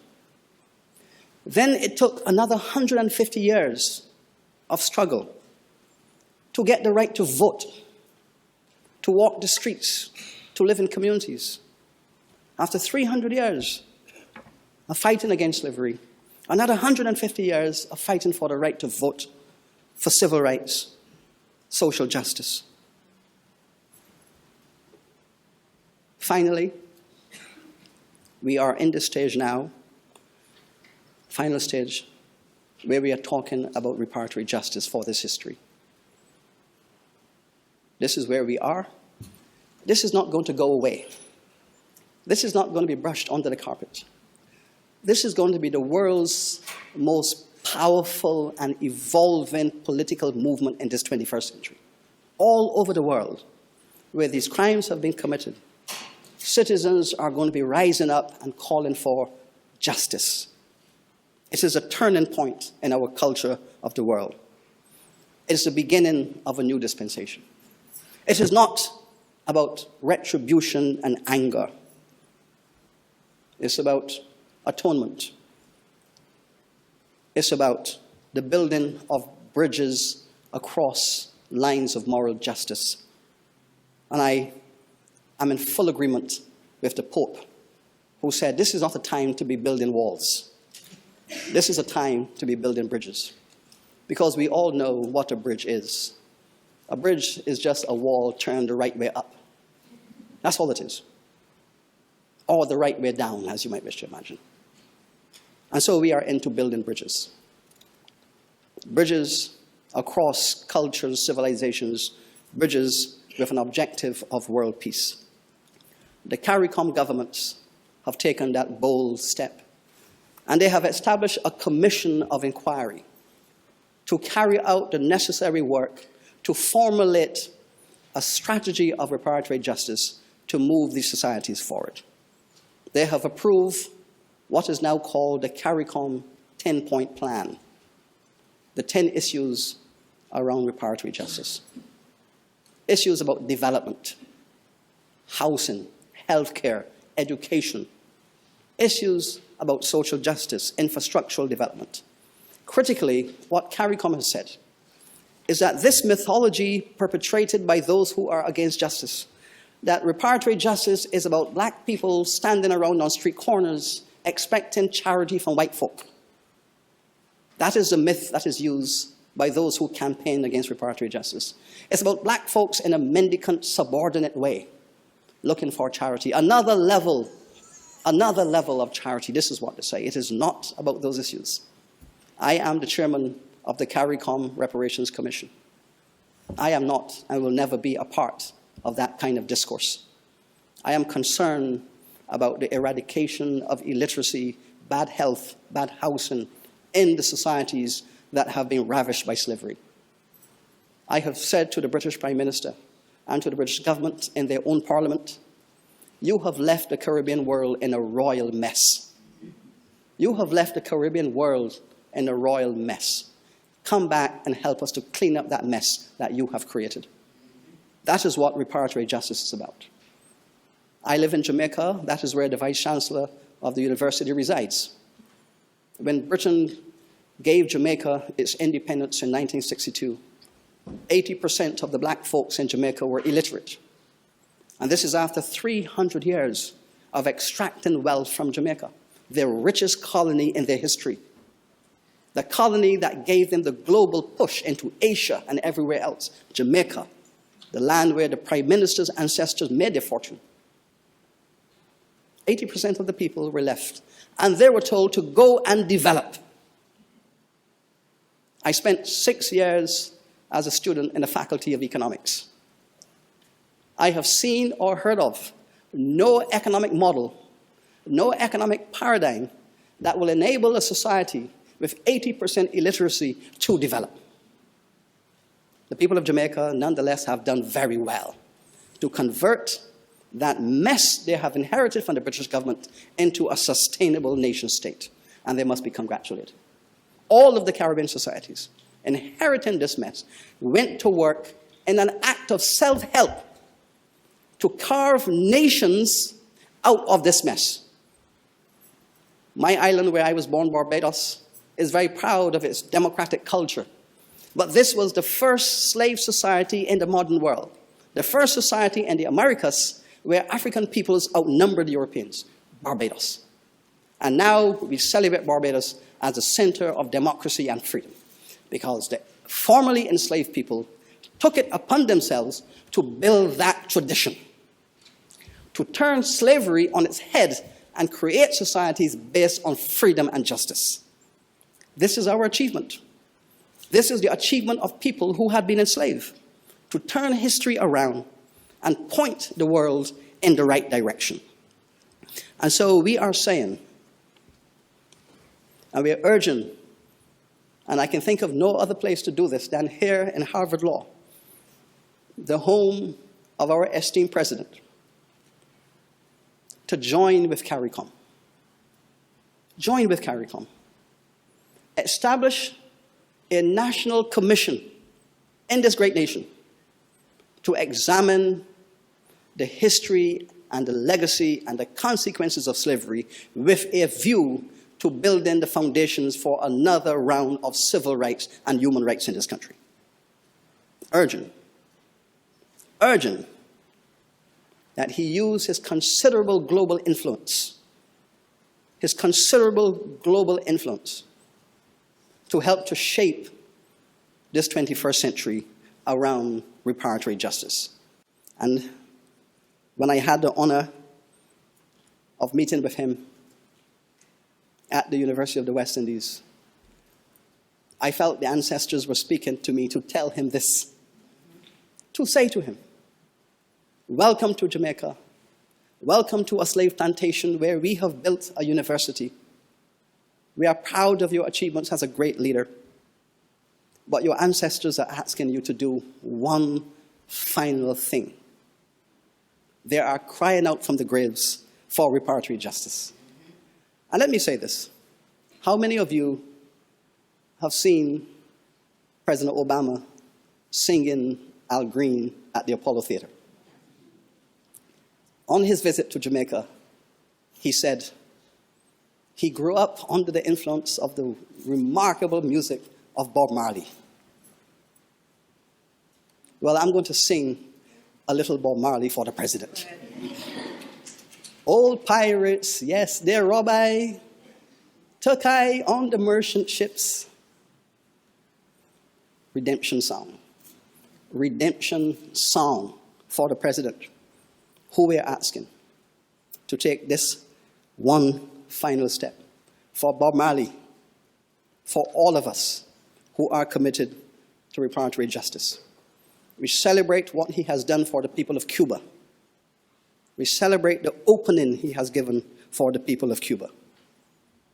Reparatory justice will mean, in this country, in the Caribbean, that no child will be able to say, I can't breathe. No child will say, I can't breathe in this civilization, in this land, in this country. Therefore, on the next occasion that I'm invited to this distinguished university, I hope it will be to participate in the open ceremony of the Obama Center for Reparatory Justice at Harvard University.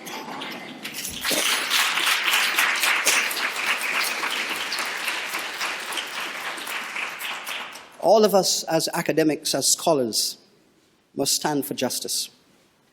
We give solidarity to students in this university and all universities around the world who are standing up and demanding that their university environments be ethical environments.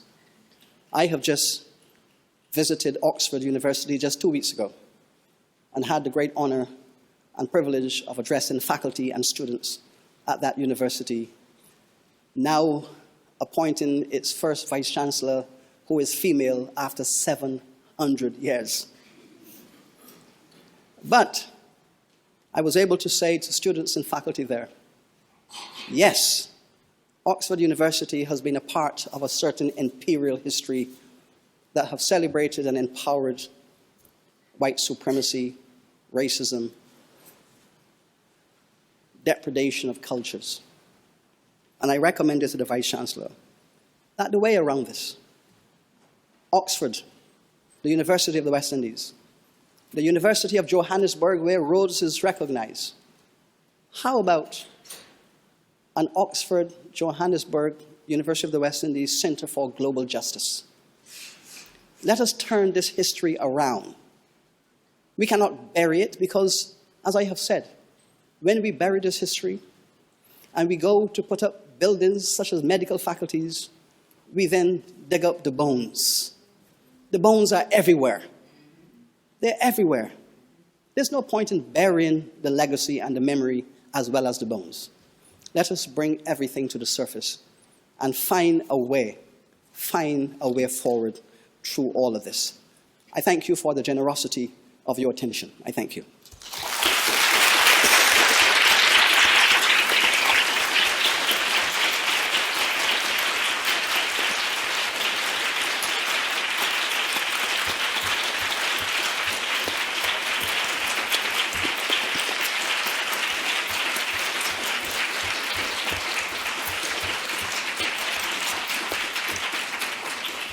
Thank you so much, Sir Hilary, for this very moving talk, which, among other things, has shown how relevant the study of history is to our contemporary dilemmas and to our contemporary politics. We now have 3 very short responses to this presentation, and then we will open up the floor for discussion. And I very much urge you to stay to be participating in that discussion. Our first commentator is my colleague Vince Brown, who is the Charles Warren Professor of History and Professor of African American and African Studies here at Harvard University, and a multimedia historian with a keen interest in the political implications of cultural practice. He directs the History Design Studio here at Harvard, and he teaches courses in Atlantic history, in African diaspora studies, and the history of slavery. He's best known as the author of The Reaper's Garden, Death and Power in the World of Atlantic Slavery, and he's currently writing a book about African diasporic warfare in the Americas. Vince.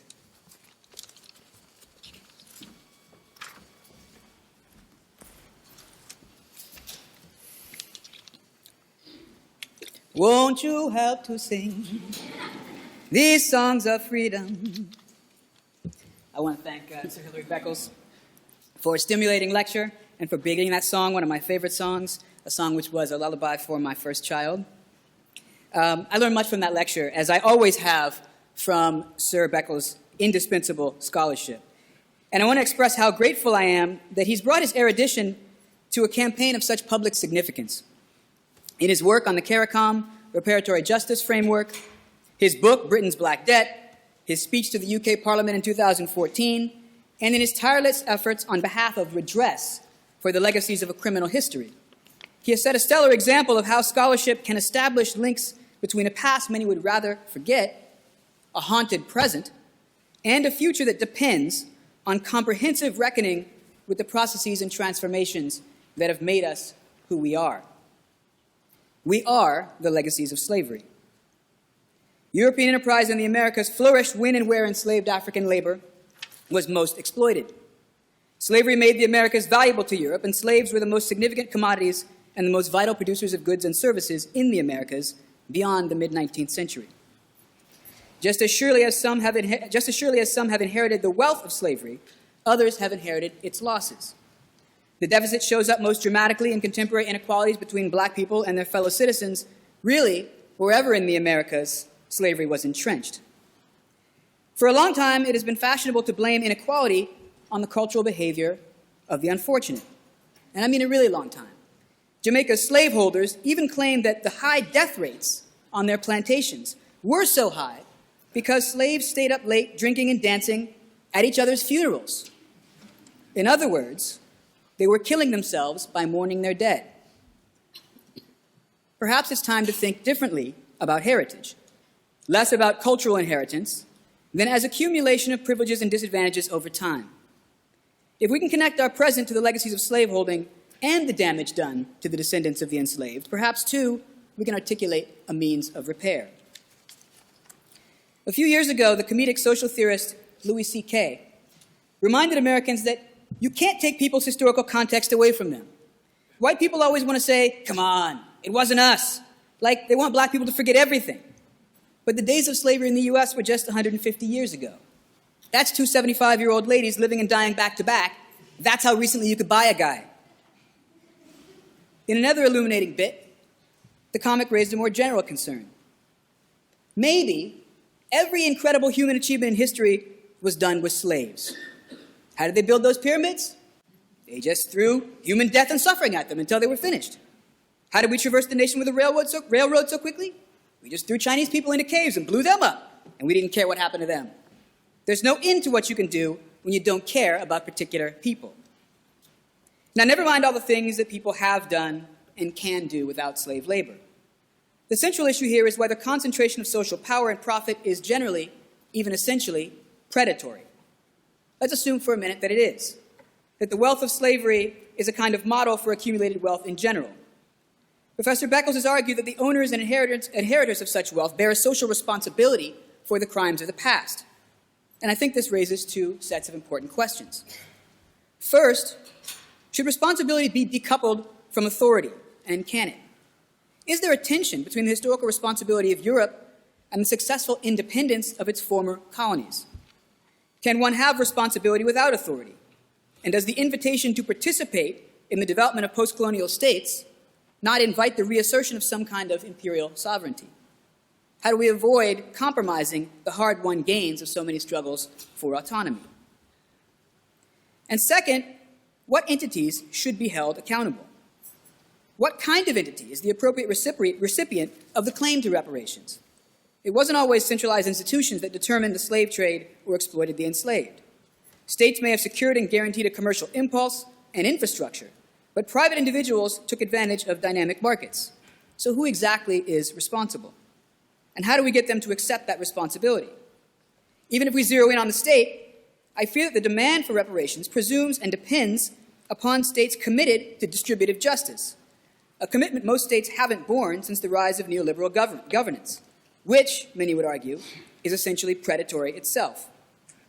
In any case, alignment between the needs of states and nations, governments and publics, is anything but guaranteed. The people who define the national interest don't usually include true democracy as part of it. This raises the question of who inherits accountability in another way. How do we address the predatory states who have long exhausted the benefits of the slave trade and slavery? Can we hold the descendants of Segu, Oyo, Dahomey, and Ashanti accountable alongside those of Portugal, Spain, the Netherlands, Denmark, France, Great Britain, and the United States? Now, I understand that lawsuits generally target only entities that can afford to pay, leaving open the question of culpability in principle. But if we pose the demand to states that have inherited the wealth of slave labor, Must we also appeal to the very moral, legal, and political traditions of authority that justified enslavement and genocide? And in doing so, do we grant them a legitimacy they do not deserve? Ultimately, the demand for reparation is a moral claim upon states as we wish them to be. As such, the reparations campaigns present states and societies with a test of virtue.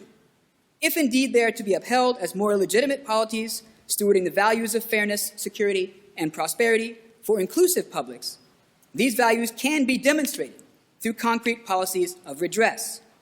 In this way, while the money would be great, the case for reparations based on specific claims of past harm has as its true goal, for me, a general impulse toward a more equitable future, in which we care more faithfully for all those particular people who generate society's wealth.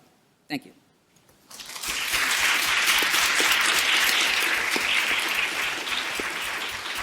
Thank you, Vince. Our next speaker is going to be Annette Gordon-Reed, who is the Carol Pforzheimer Professor at the Radcliffe Institute for Advanced Studies here at Harvard, the Charles Warren Professor of American Legal History at Harvard Law School, and a Professor of History also here at Harvard University. Professor Gordon-Reed has published widely on the history of slavery and race in the United States and is best known for her 1997 book, Thomas Jefferson and Sally Hemings, An American Controversy, and her 2008 Hemings of Monticello, An American Family, for which she won the 2008 National Book Award and the 2009 Pulitzer Prize in History. Annette.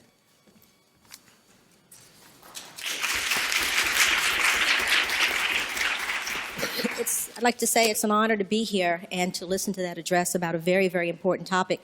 Naturally, my mind went to the United States when I found that, when I was asked to participate in this, and the situation here, as opposed to the situation that the Vice Chancellor was describing. Very many things that are the same, but some things that are quite different.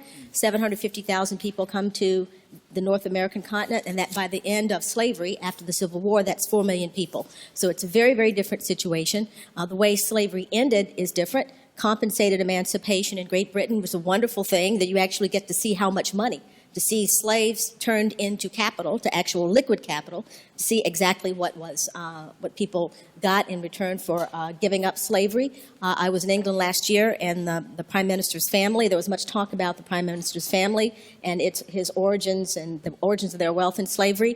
Benedict Cumberbatch, the popular actor whose family owned slaves in the Caribbean as well, much talk about that. And comparing that to the United States, where for many Americans, the notion of slavery is sort of an amorphous thing, some idea of plantation owners, maybe a few famous people who own slaves, but not thinking about it in a monetary way. And I think this has been the great value of the discussion of reparations. One of the, up to this point, is to make people understand that slavery was not just a system of holding people in bondage, it was holding people in bondage for a purpose, and that was to make money off of their bodies. And that's an important realization that Americans have to come to. So we have the end of slavery after the Civil War, then we have Reconstruction, a period of great promise where laws are passed. And the Vice Chancellor talked about law and some of the limitations of law, but law was passed that were supposed to bring African-American people into citizenship, 13th, 14th, and 15th Amendment, and we know how that went. A period afterwards where the Supreme Court, in retrenchment, basically vitiated the goals of those particular amendments. An astonishing moment when there were actually people who thought that they could do this, whites who actually thought that they could bring blacks into citizenship, and we understand that the South was recalcitrant. So we have basically another 100 years of virtual slavery for many African Americans, trapped in debt peonage, unable to vote, fighting for their civil rights. And at the core of this was something the Vice Chancellor mentioned when he talks about democracy as a value in the Western world. The other thing that's a value in the Western world, and you have to say it, and we like to use the word value in describing this, is white supremacy. And this is the thing that we have not gotten over yet. It is, to my mind, a substantial barrier to people understanding what is at stake here. I think it's wonderful, the idea of having a commission. I think we have to keep talking about this and keep pressing on the question. But to my mind, that reality is something that is clear and present today and was allowed the slave trade to go and to allow people to feel that if you're going to give money for slavery, you give it to the people who were white and not the people who were black who suffered under slavery.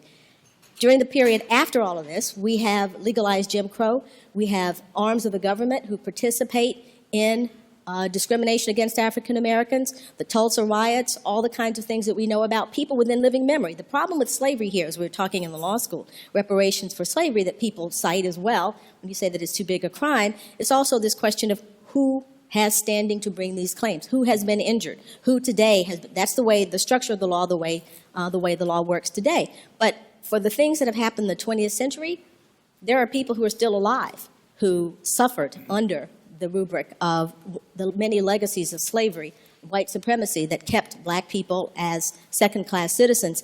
And thinking practically about this, I would prefer to see, as a start, thinking of those particular things, thinking of the things that happened recently, the way black people were done out of the capacity to buy homes, create wealth, all of those kinds of things that happened recently, that there are people in living memory who are alive, who could meet a standing requirement, who could sort of overcome this notion that people are hurt that we don't know about and who did the harm. We can figure these things out. As a starting point, I think we need to start with the modern legacies of slavery that have crippled the African-American community and continue to cripple the African-American community. There's no question of the debt that's owed. There's no question that slavery was an abomination and blighted the lives of a million people and was a form of genocide. There's no question about that.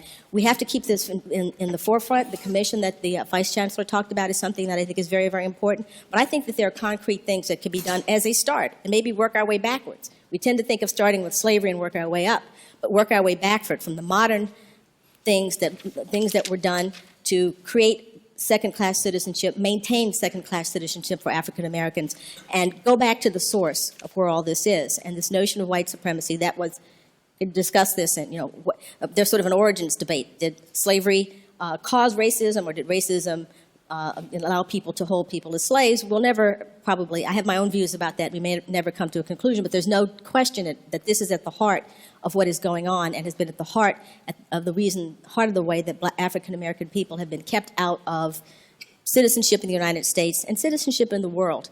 Colonialism, all of these things are together. There's a key and there's a common denominator, and that is something that I think that the white community has to face and something that the white community has to work on if we're going to have any progress at all. Thank you.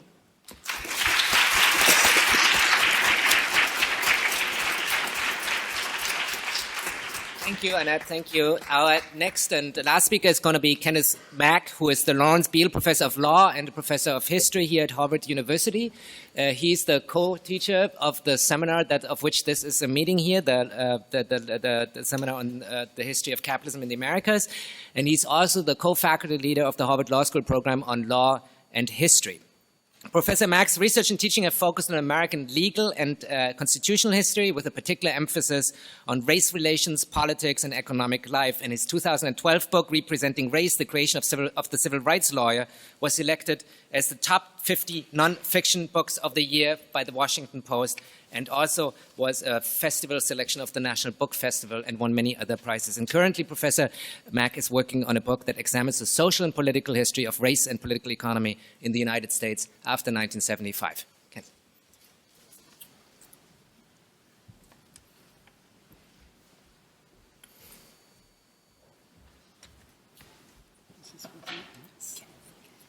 Okay, first I'd like to thank Sir Beckles for a scintillating lecture and an incredibly important book from which I'll draw part of my comments entitled Britain's Black Debt, Reparations for Caribbean Slavery and Native Genocide.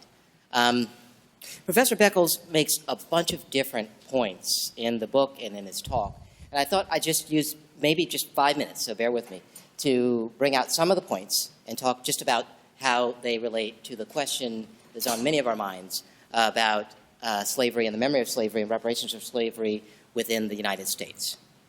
Point number one that he makes is that reparations is not a handout. This is not a case of black people sort of waiting for the government to cut them a check, but in fact, as he documents quite doggedly in his book, the ways in which slavery enriched the nation of Britain and enriched other European powers and also enriched the United States. This is not a question of people looking for charity. It's a question of people whose labor was extracted to enrich certain institutions, many of which exist today, like Harvard Law School. Second, in his analysis, what makes it a little easier for him than those of us who are thinking about the United States is that he's got two state parties, right? There are Caribbean nations and there are European governments, mostly the UK. In the United States, it's a little bit different. We actually do have a state that's responsible on one side, arguably the United States government or many of the states that sanction slavery under their law. But we don't quite have a state on the other side. It's a little bit harder to think about how the process works here. But the process for the Caribbean, it seems pretty simple. There was, in fact, a nation whose citizens were injured in very tangible, documentable ways by another nation. And Sir Beckles calls for some reparatory justice. A little bit harder in the United States. Third, Professor Beckles emphasizes that these are political questions. This is not a question of filing a lawsuit in the courts. In fact, the kinds of questions that are raised by what we're talking about here are probably beyond the capacity or even the institutional competence of the courts.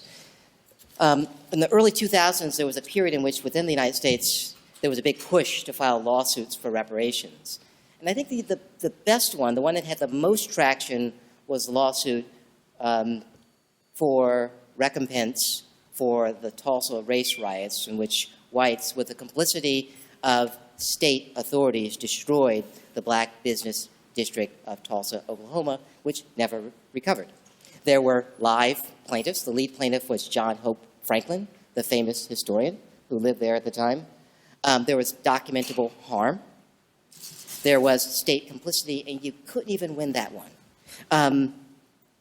Reparations is a political process. Professor Beckles rightly says that states, legislatures, executives will have to resolve it. And in fact, one of our famous instances of reparations involves two states who did it through a political process, Israel and West Germany.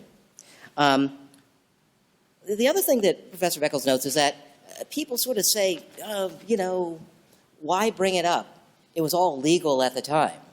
But as Professor Beckles says quite clearly, many, many things are crimes under international law that in fact were legal under the laws of the nations in which they were committed. That is no bar to thinking of this as a crime. Moreover, what Professor Beckles talks about very, very specifically is how within Britain and the West Indies, and actually in the United States, there was acknowledgement over and over and over again that a crime was being committed. Even though slavery was sanctioned under the law in the West Indies, slavery could not exist in Britain because of the Somerset decision. Slavery could not exist in Britain where it did not have the sanction of positive law. British people had abolished their own forms of coerced servitude or were on their way to doing it and understood that this was a crime against humanity which they would not allow to exist within the home country. Similarly, in the United States, it's very complicated, but the Somerset decision, which meant that slavery could only be legal where it was valid under positive law, meant that if you the original rule in the United States was if you traveled from a state in which slavery was sanctioned by law to a state where slavery was not sanctioned by law, you were free. Why so? Because of the same rule as Somerset. Slavery, in fact, was something that was contrary to the way that one human being should treat another, and we would only sanction it when it was recognized in positive law. I want to also commend Professor Beckles for his objective. People say, why would you want reparations? He says over and over again, we want reparations for reconciliation. Well, there is certainly anger in the Professor Beckles' presentation, anger at the crime of slavery, at the horror of slavery, but there is no anger at the present populations of the countries that did it. Professor Beckles emphasizes that reparations, he doesn't view it as a divisive process. He views it as a process that leads to reconciliation between those who are injured and have not had their injuries repaired and the nations that injured them. His goal is a conversation between equals not a kind of dredging up of hate of the past and of demonizing whites or demonizing Britain. I mean, that is the tone in which Professor Beckles has conducted this advocacy, and he should be commended for doing so. Finally, let me say just a little bit about our own. I think my 5 minutes is almost up, so I'll use maybe 1 minute and say a little bit about our own encounter with this issue. Professor Beckles uses this metaphor of bones, that, in fact, at the University of West Indies, they unearthed the bones of enslaved persons, just as President Obama visited. We, of course, have had our own unearthment of bones here at our institution. I refer, of course, to the recent bringing to light. Now, it's been known for a long time. You know, if you read a little bit, it was easy to find out that Harvard Law School was endowed with the proceeds of slavery, and was Harvard University endowed its first professorship in law in part because of a slave revolt, which was brutally, and I mean brutally, put down in Antigua. And in fact, Harvard Law School today exists in the form that it does in part because of the repression of the slave revolt. It endowed the first professorship of law at an American university. It enabled Harvard to get a head start over other universities. It enabled Harvard Law School by 1830 to basically become what it is today, a national law school, right? That people all over the country came to come here and study national law and go back to their institutions. So as a graduate of this law school and as a professor here, I have to think, you know, I benefit from this, the proceeds of the repression of this slave revolt. And what should we do about it?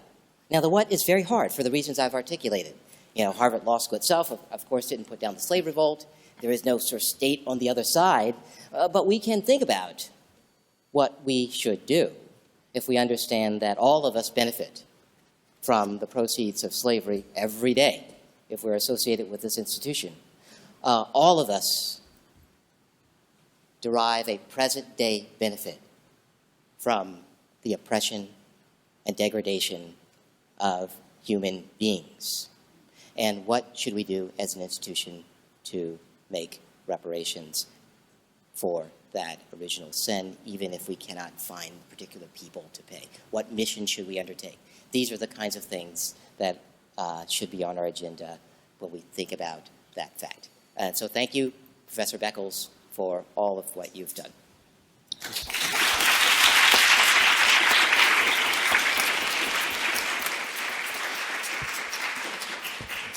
Thank you, Ken. Thank you. And thank you also for pointing out that this very global story is also a very, very local story. We now have approximately 15 minutes for questions and comments. And as you can see, there are 2 microphones. So if you would like to speak, I would ask you to move closer to these microphones. So who wants to go? Who wants to go first? Microphones here and here.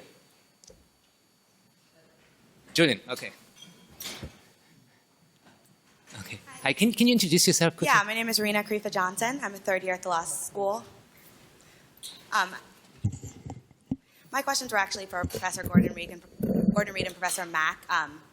You spoke a little bit about how this is a local story, and Professor Beckles spoke a lot about how, you know, it's important to stand in solidarity with students who are fighting to make their universities more ethical institutions. And Professor Gordon Reed, you really emphasized the fact that white supremacy is alive and well. And I had a question for both of you, kind of with those themes. What, other than the shield, do you see as manifestations of white supremacy at this school? And how do you take it upon yourself to stand in solidarity with the students who are fighting against that here?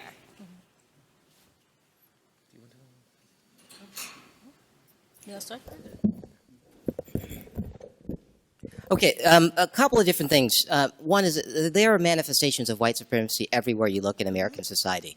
You know, there is a collective amnesia that that pervades these kinds of issues. Within my lifetime, you know, the town that I live in Massachusetts, when I was a kid, if you were black, it was almost impossible to buy a house there because no realtor would show you a house.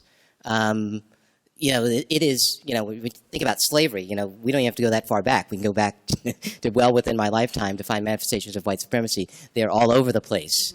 Now, slavery is a little different. You know, we have to kind of, it is harder for me to tell a story in which, you know, Harvard Law School, you know, that the original sin sort of perpetuates itself, but it seems to me that we are all enriched by that original sin. As I said, we are as an institution enriched by that original sin. We all benefit from that original sin, and there should be some obligation to do something in response. So there's kind of two issues, right? There's white supremacy, which is kind of, it has its source in slavery, but in fact was very much recognized as a cultural norm that was taken for granted by Americans well within my lifetime. It is not hard to find it manifesting itself in every institution here, every institution in American life, including our own law school. But that's about as much as I should say. Do you have any examples, though, was my question. I know it's everywhere, but... I kind of hesitate to give examples because I would give a whole lot of them, and many of them are very personal. So, no, I don't want to give public examples, but they are easy to find. What? Open yourself up to lawsuits, is that the idea? What I try to do is to be as supportive of students as I can, and I think that it's probably through my scholarship. I've devoted my life to trying to expose and talk about the legacies of slavery in the United States and how they operate. So that's I think that's my chief thing to do, to show up when students ask me to show up, and when students of color and other students as well, whoever asked to show up when they asked me to do that, and through my work and to speaking out about it. And do you have anything you want to say about manifestations of white supremacy at Harvard Law School specifically, other than the shield? Other than the shield? No, not really. I don't think it's inappropriate, because a lot of this, what he's saying, that it's a lot of things could be personal. But aren't we talking about a reckoning, right? with our history and kind of... Well, you give me an example besides the shield. Oh, well, we have a whole list of demands printed, I would say. But that's not, the makeup of our faculty, the way that the makeup of the faculty, what do you mean? Well, how many black professors are there on the faculty? 12. How many white male professors are there on the faculty? I don't know how many there are. How many black people are lawyers? But there's another manifestation of white supremacy. That's that 3%, 3% of the profession is black. That's a small number. I think that's connected to this law school rather than the reverse. Oh, no, issue. It's the law school is a part of the legal system. Surely the system of legal education does not have enough African American people in it. Do you mean, obviously, that's a part of that's an education problem. It's a problem of the differentials in schools, property taxes that fund places, communities more, lavishly than other places. Yeah, that's. Okay. Yeah, I didn't mean to get into back and forth. No, that's the end result of that. The end result of that is in medical school. For talking about law school, we do better in law school than we do in the PhD program. Certainly, all of those things. All right. Yeah. Thanks. Thank you, Julian. Hello. Can you hear me? My name is Julian Bonder. I'm an architect and professor of architecture. I'm working on issues of memory and public space. And I want to ask, to make a quick comment and ask maybe the panel and Sir Hilary Beckles perhaps to expand on one particular point that I would like to ask. The first thing is that it appears that we're talking about an idea of protest. But protest in the sense that, it's connected pro and testis, to become a witness. And in a certain way, a witness that denounces the wrongs in society. And to me, that's a very interesting thing that connects to the idea of interruption of history, which I mentioned before. So the basic question is, what I understand the invitation is not only to consider history as historiography, but history in the present, as a way to to invite all of us from wherever we come to become public intellectuals, to engage with the public, to engage with transformation of society.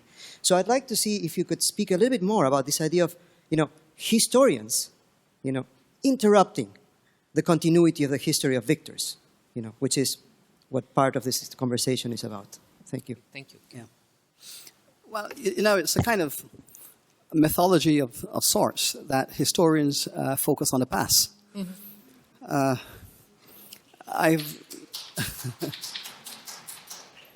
I've really never considered my craft in that way. My own view has been that from the very beginning, historians have tried to marshal data in order to see where, in their judgment, this society is really seeking to go. So that you analyze the ideas, the visions, the concepts, the philosophies, and you ask yourself the question, where is this society trying to go? What are the targets it's trying to reach? We listen to all the conversations at any moment in time. Where is this culture and civilization heading? And you try to imagine that point, and then if you subscribe to the nobility of that vision, then you say, well, if that's the case, well, these are some of the things that you have to avoid. These are some of the things you have to do. So I have always seen myself really as seeking to forge the future and to craft conversations to engineer where the civilization is really heading. And this is why I speak the way I do about reparatory justice, because I believe that most of the societies in which we live, they are seeking towards a certain kind of social order. And oftentimes, they do not know how to get there, and of course, there are obstacles, there are contradictions, and you try to move there, which is why I subscribe to the notion that you speak to the now and to the future.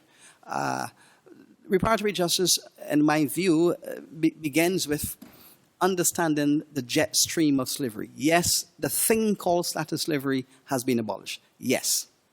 But we are now living in the jet stream of it.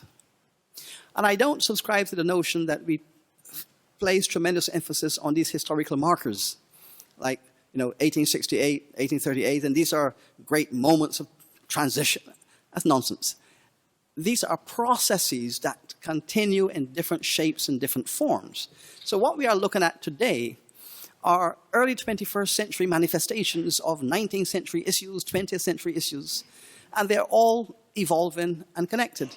So yes, the historian, in my judgment, is, by virtue of the logic of that craft, future makers. If you subscribe to the concept called democracy, and if you have a notion of what that is, and if you wish to live in a world that's democratic, as you understand democracy, then you will know what are the obstacles getting in the way of that process, and you will know what are the things you have to do, and you would need to know how things evolve to achieve that target. So we are making the future. We are imagining it, and we are trying to make it. And in a sense, historians are like midwives. You're really trying to find the least painful way to get things done. And oftentimes, that is the nature of these conversations. So public advocacy is one role. Scholastic work is another role. I know that many young academics have difficulty in trying to balance the two. Mm-hmm. And I sit as the chairman of my university's promotions committee. And I sit on the committee, I chair the committee by which my academics become professors or not become professors. Mm-hmm. And I try to make a distinction between scholastic, intellectual, original pioneering work and work of public education for general consumption. We do not oftentimes ascribe equal value to all of this, but we have a role for it. And therefore we have our public intellectuals, we have our scholastic work, and we see the value of all of it. And then we try to find a way to make sure that the individual in pursuit of their craft receives the justice. It's complex, but we try. Yeah. Good evening. My name is Magda Mataki. I'm an instructor at Harvard University, but I'm probably more important for this discussion. I'm a member of a minority group in Europe, which was part of the slavery process for 500 years. I speak about the Roma, or the so-called gypsies, in more derogatory terms. So I have two questions, short questions, and I think they are both connected to this idea that you mentioned, related to the fact that the 21st century is basically the turning point in the culture of the world, and reparations is part of the global discussion. And the first question goes in relation to the United Nations working group of experts on people of African descent, which just recently published a press release, and a report will come up arguing for reparations in the United States, or advising the United States of America to provide reparations to the African American community here. And I wonder how that decision of the working group plays in relation to to your advocacy work on reparations for slavery, and also knowing the previous work of some of the governments in the Caribbean arguing the United Nations to give reparations to push Britain and the other states in Europe to give reparations to these states. And my second question, again, in the framework of reparations and global conversation on this, is how would reparations on slavery be part of a conversation that is not focusing only on slavery, but on other state-sponsored injustice that happen throughout the world? Thank you for that. Last year, when I was asked to give the feature address to launch the Decade of African Descendant People in the General Assembly of the UN, as I approached the podium, I recognize the tremendous and enormous diversity of political opinions on this subject. There are some countries that recognize that the evolution of their civil rights process requires an engagement. There are some countries that recognize that the integrity of their democracy as constitutionally framed and socially lived requires that engagement. There are some countries that believe that these are discourses of the poor, the dispossessed, and the weak, and you ought not to accommodate yourself to the thinking of these social groups. That civilizations do not advance when they give in to the moralistic thinking of the powerless and the propertyless and the weak. And there are some societies built on that premise of the autocracy of elites and property-owning classes.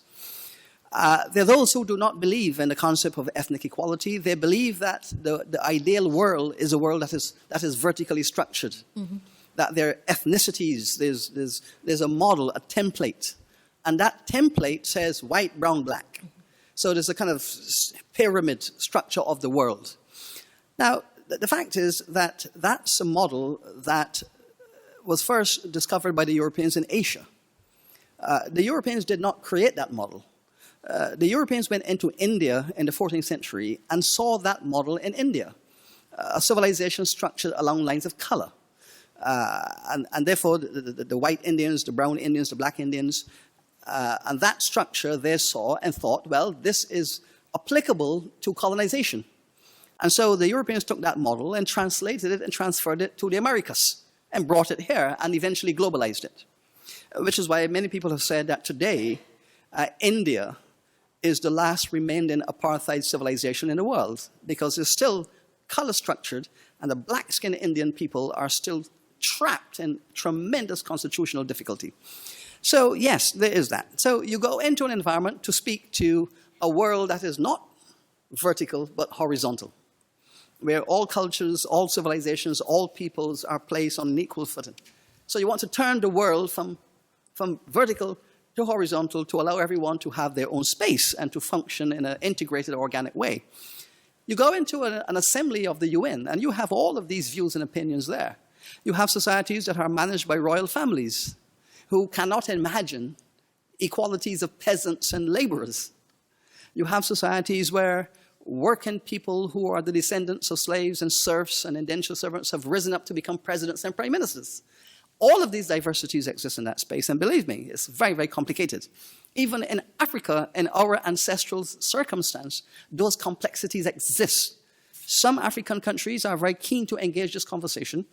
Many African countries are not keen to engage it for multiple reasons. So, yes, there are challenges. And in the UN, you look across the aisle and you ask, how is it humanly possible to move this diversity and complexity forward? I admire those who can. At Durban in 2001, when we tried to achieve this, again, the Caribbean world and the African diasporas found themselves out on a limb with no support. We were very disappointed that when we demanded that reparatory justice be discussed, we were disappointed that Asia did not join with us. We were disappointed that most of the African prime ministers and presidents did not support us. We were disappointed that Europe and the Americans were not there. We were disappointed that Europe did not support us. And they did what they had to do for multiple reasons. But I can tell you this. There were two values and two emotions at work in both Durban and later on in the UN, but Durban especially. One, shame and fear. There was a lot of shame in that place. There was a lot of fear that democracy is going to unleash forces that will topple the dominance of property classes. So there was fear and there was shame. Wherever you find fear and shame, you find anger. They coexist in the same space. And there was a lot of anger in Durban. And there, I have said this in several places, I do not know what it would have been like to be an enslaved person on a plantation in Mississippi, Alabama, Georgia, Jamaica, or any other place. But I felt that way in Durban. I felt that if I could have been lynched in that room, I would have been lynched. I saw the rope, I felt the fear, and I understood the history. And the way in which some of the European delegates were looking at me, and I'm not hypersensitive, I'm a pretty tough-skinned guy, but I felt tremendous hatred, as if I had emerged from the depths of hell. And I thought I need to write about this because it was the first time in my life, and I grew up as a teenager in the inner cities of England. And like most kids in inner cities, you had to be careful. I know, I navigated through that British world as a teenager. But Durban, in that United Nations conference, was the first time I felt hatred as an individual. So this is the world in which we're living. But guess what? Each generation is moving this process along. And I believe that across the world, the younger people are saying that the crimes of modernity, all of those things that have happened to make this modern world what it is, we need to get to the root of them, we need to resolve them, and we need to go forward in a different way. And that's why I'm really honored and privileged to be a part of a conversation that is seeking to push the world along in a better direction for the younger people. Hi, my name is Sam Koblowitz. I'm a 3L here. I didn't really find the response to Rena's question very responsive. And I want to kind of open it up to the rest of the panel and try once again. Is there any ways that you guys see that Harvard Law School is not engaging in reparative justice in which it could be, aside from the shield and aside from anything that might be too personal to expose today in this open forum? I can't imagine that there isn't something between those two. That's a different question. Yeah. But were you gonna? You want me to reform Harvard Law School for y'all? You want me to reform Harvard Law School for y'all? Go ahead, Ken. Oh, look around. There is rampant racial inequality in this world. Look around Boston. Go to the parts of Boston that people don't go to when they attend Harvard Law School. Look at Black Lives Matter. Anywhere you look, you will see rampant racial injustices that are not focused on at Harvard Law School. I think the answer to that question is easy. So, other people might want to say other things, but, all you have to do is walk around Boston and look at issues faced by people of color and, look at what we do at Harvard Law School, and you will find that those issues are addressed in places, in instances, but not in the mainstream of the law school curriculum, and they have never been. So Professor Gordon Reed, I think, rightly acknowledged that the law school is probably doing better than the FAS and probably better than the history department in this regard.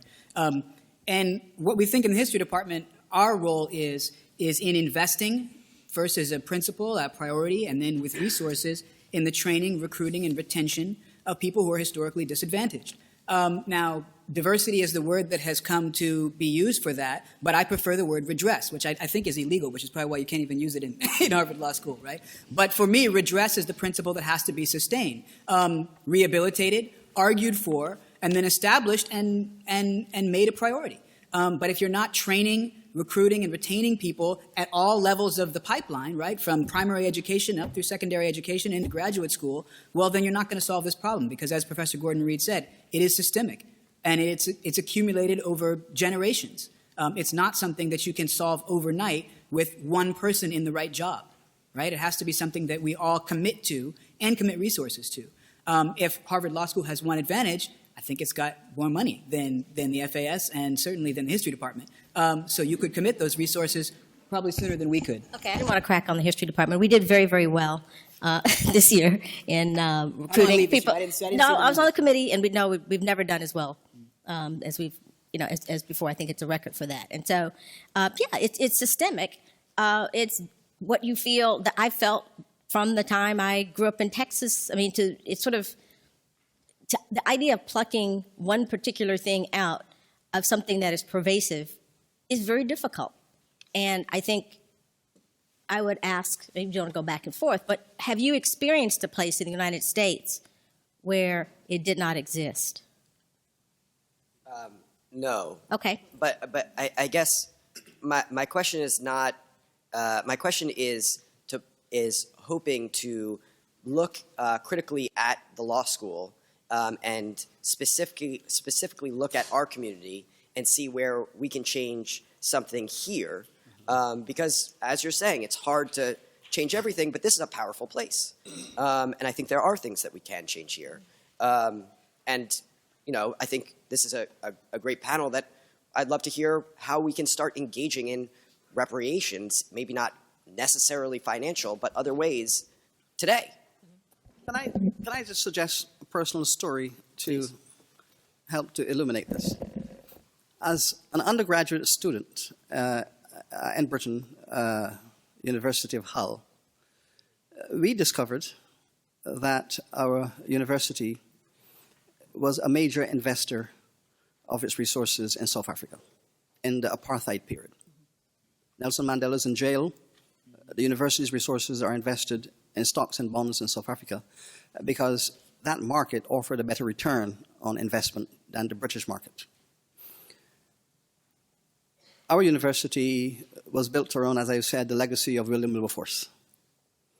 As students, we thought this was contradictory. Well, first, in itself, as immoral, but secondly, in the fact that a university built around the legacy of a freedom fighter, a man who stood for justice, and I'm a great fan of Buxton and Wilberforce and all of those who said this is wrong, this is sinful, this is evil, and dedicated their lives to illustrate that point.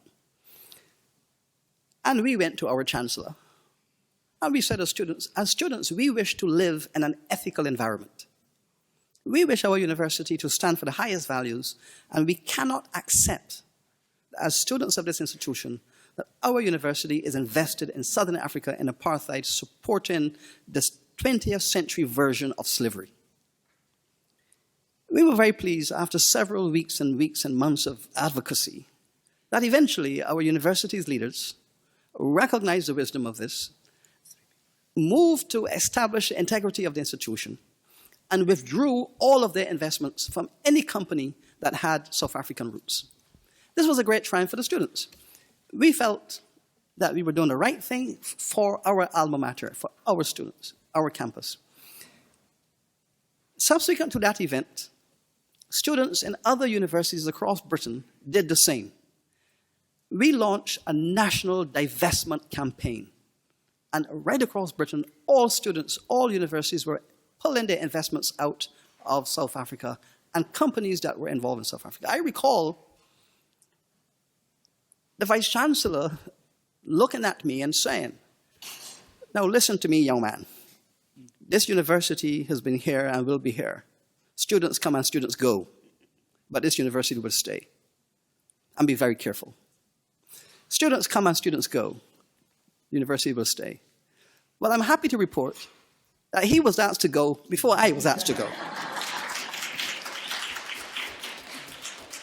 And I look back now to my alma mater, very proud of it. In fact, the current Vice-Chancellor of Hull University is a South African. But I'm very proud of what we did and the consequences of that. But if we had not done that, I do not believe that British universities would be what they are today. And let me tell you this. When you run the fear of being dismissed from your institution, and you're a young person, you're a teenager, and you're finding your way in the world, and you're moralist, and you're humanist, and you want justice, and you're confronting organized power, it is not easy. It is not easy to confront organized power of professors and chancellors and provosts. It's daunting. You fear victimization. What are you going to tell your parents when you go home? You went to college and you took up a struggle and now you're back home. Okay, stupid. Now, but you have to do what in your judgment is the right thing. And I think when you do that, you find solidarity with your fellow students. You find young people of similar minds. And you make an impression for your time.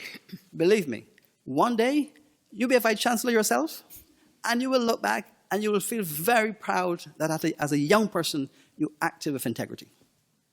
Great. We have now 3 more people who want to speak, and I would just ask you to speak one after the other, and maybe then you can give a short response to that.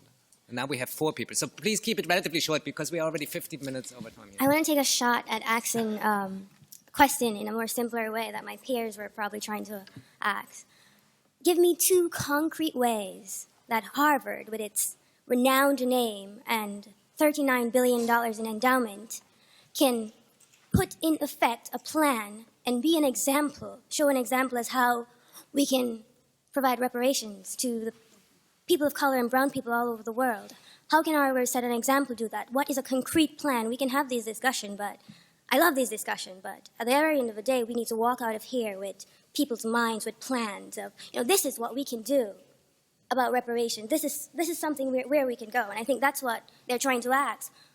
As faculty members running, what is a concrete plan, Harvard's most radical plan that you see yourself that Harvard can do with that money, with its renowned name? Can you not answer that question? That's not the question I thought they asked. You asked a different question. The thing that you could do, a concrete thing that people could do would be investigate situations like Chicago, where contract buying, as I mentioned before, kept African American people out of home ownership as the principal means of property. The things that the whole largest item of property that most people hold in the United States is that. Educate yourself about the history. Educate yourself about what's going on. We can, and students become involved in that. Become involved with that and other students. That's a concrete thing. That's not the same thing as asking us to say what here at this particular place is racist. There are things that are going on in the community, things that are going on out where that lawyers could, in fact, address themselves to. And that's what we should be doing. That's separate than what we think about what's going on here. One plan, I would say. I mean, the research are out there. We know racism out there. We understand white supremacy. It's not like there's not research done out there in the housing market in Chicago. Tanasi Coates just write an article. No, I'm saying not write an article. Students could become involved in talking to people about that. Yes. Maybe to address those kinds of things. People who were harmed. Beryl Soter, a friend of a colleague of mine from Rutgers, wrote a wonderful book about it that people could educate themselves about. Ta-Nehisi Coates has written about it, to look at those situations and see if there's some legal means, some way that we could have some intervention in what happened in those situations and provide redress for people. That's a concrete thing. I understand the student, the power of the student, but I'm speaking to the power of Harvard as an institution. You have lawyers, you're sending out lawyers out here, and Harvard could very much fund a group of lawyers with its own donation money to fight these things, but it does not. These are concrete ways Harvard could, yes. I agree with you. That's what I'm saying. We're not in disagreement. Can I say to you, don't ask your professors what you think they should do. You will never get the right answers from your professors. Never. Never ask your professors what you should do in terms of advocacy. You do what your generation think is right. Nobody should ask anybody else what to do. I will add to that. Right? Nobody should ask anybody else what to do. Absolutely. It's in your own heart to do it. Students, let your generation's voice shape the environment. Don't ask your professors what to do. They will never tell you what to do. And if they tell you what to do, it is not what you ought to do. Shape your own view of the world, act upon it, and press on from there. Jafar, you were before me. Charlie. I have two-part question and a brief comment. First question, Sir Hillary, I really appreciate your comments, but I feel you left us hanging. I need to know, as the bones spoke, what did Obama say? You didn't tell us. I need to know what his response was. There clearly seems to be some tension around the response to the student's question. I would, not being from here, not from this institution, I don't tell other people what they should do. However, I think there is a body of literature, specifically in relationship to Brown University, that could help the students reflect on some opportunities as we are looking to address institutions of higher education. But in the context of Brown, and also the comments of the panel, which I appreciated all of the responses, I had one contention with my brother here, looking at the framework of our absence of state power in the context of the United States, which is absolutely true. However, I don't believe that the issue of reparations is determined simply by state power, and perhaps I'm not supposed to say that here, nor by law. It's a question of power. And all power is organized. And if we look simply at the case of Japanese Americans or the Aleuts who do not have state power, there was reparations determined there. It's a question of power. The sister raised the issue of white supremacy. Thank you very much for bringing that to the forefront. But white supremacy exists as a dialectic. And in opposition to this issue of the internalization of racial superiority is the internalization of racial oppression. And while we speak to this issue, and we have organized now, we thank those in the Caribbean for raising this up again, who have state power now challenging us here and in Europe. And we have, in fact, a member of the National African American Reparations Commission here who has taken up this call. We internally have to address the question of power. And if we were to go out here on Blue Hill Avenue or Warren Street and raise this question, people would not believe that it was possible. Not that they don't believe in reparations, but we have internalized so much that construct, we don't believe it's possible. Now, my question to you is, in the Caribbean, now having advanced this, but understanding, I think you would think that the commission is in fact in advance of where the consciousness of the mass of people are. How do we bridge that gap in building the movement that can really challenge for power? I thank you for that. Can you? Yeah. Sir Hillary, once again, pleasure to see you. My name is Yvette Modeste, and I am one of the members of the National African American Reparations Commission. And I have a twofold question, and we've had a little bit of this conversation of where do you see CARICOM entering into the conversation of the Caribbean labor that was brought to Latin America, specifically Panama, in the construction of the Panama Canal, where the predominant workers of the canal were of Caribbean descent, and faced another level of structural and reparations and racism with Jim Crow imposed laws in the American territory in Panama. How does that fit into CARICOM seeking reparations for the Caribbean and the impact of the Caribbean in Latin America? So that's one part. Second part, Durban, those that stayed of the African diaspora were part of the 150 million people of African descent in Latin America who have no access to education and are dealing with the Spaniard ruling of Latin America and the lack of recognition of those black populations in Latin America. Where does CARICOM, or even now as a member of the National African Reparations Commission, how that impacted those black communities then and how it's still impacting us now, because we are still not visible or counted or even known in certain Latin American countries that we exist. Right, thank you so much. And I think we have one last comment or question. No, so this is it. So if you could quickly, if possible, respond. Okay. In the CARICOM reparatory justice movement, we do not think in geographical terms. We are very clear that the 15, 20 million Africans who were dropped off in different ports in this hemisphere have created these linkages of solidarity. Some slave ships came to New York, some came to Boston Harbor, some came to the Caribbean. How many people know that Rio was the largest slave importing port in the hemisphere? So the ships went everywhere. The fundamental difference And we've heard of the diversity of the journeys of African peoples across the hemisphere, and we know those differences. The Caribbean is a case where the descendants of those enslaved peoples have been able to secure state power. Okay? In the US, that circumstance is quite different. In the Caribbean, the descendants of the enslaved peoples are the prime ministers, the presidents, the mayors, the professors, everything. So we have emerged out of the slavery and we have state power. In Brazil, to some extent, this is also the case, but Brazil has a plantocracy and an economic elite that is Portuguese that still has tremendous power in that space. So we have different environments. So in the CARICOM space, we see ourselves as maybe acting on behalf of all of our family at this moment because we have an opportunity to do so. But we've always seen the movement as one. It has always been one movement. You know, when Dr. King wanted to relax and get away from the trenches in this country, he would go to Montego Bay. He would go to Montego Bay in Jamaica to relax, to come back here. Malcolm's mother came out of the Caribbean. Farrakhan came out of the Caribbean. All of the people, we've always had this. Marcus Garvey came out of the Caribbean, came here, participated, went back. That has always been the hemispheric journey. So we have a window in the Caribbean where something miraculous has happened. As in this country, as in Brazil, as in Central America, the reparatory justice movement was carried by civil society movements, grassroots organizations, community groups. But suddenly in the Caribbean, that movement after 100 years, the state thought it appropriate to come on board.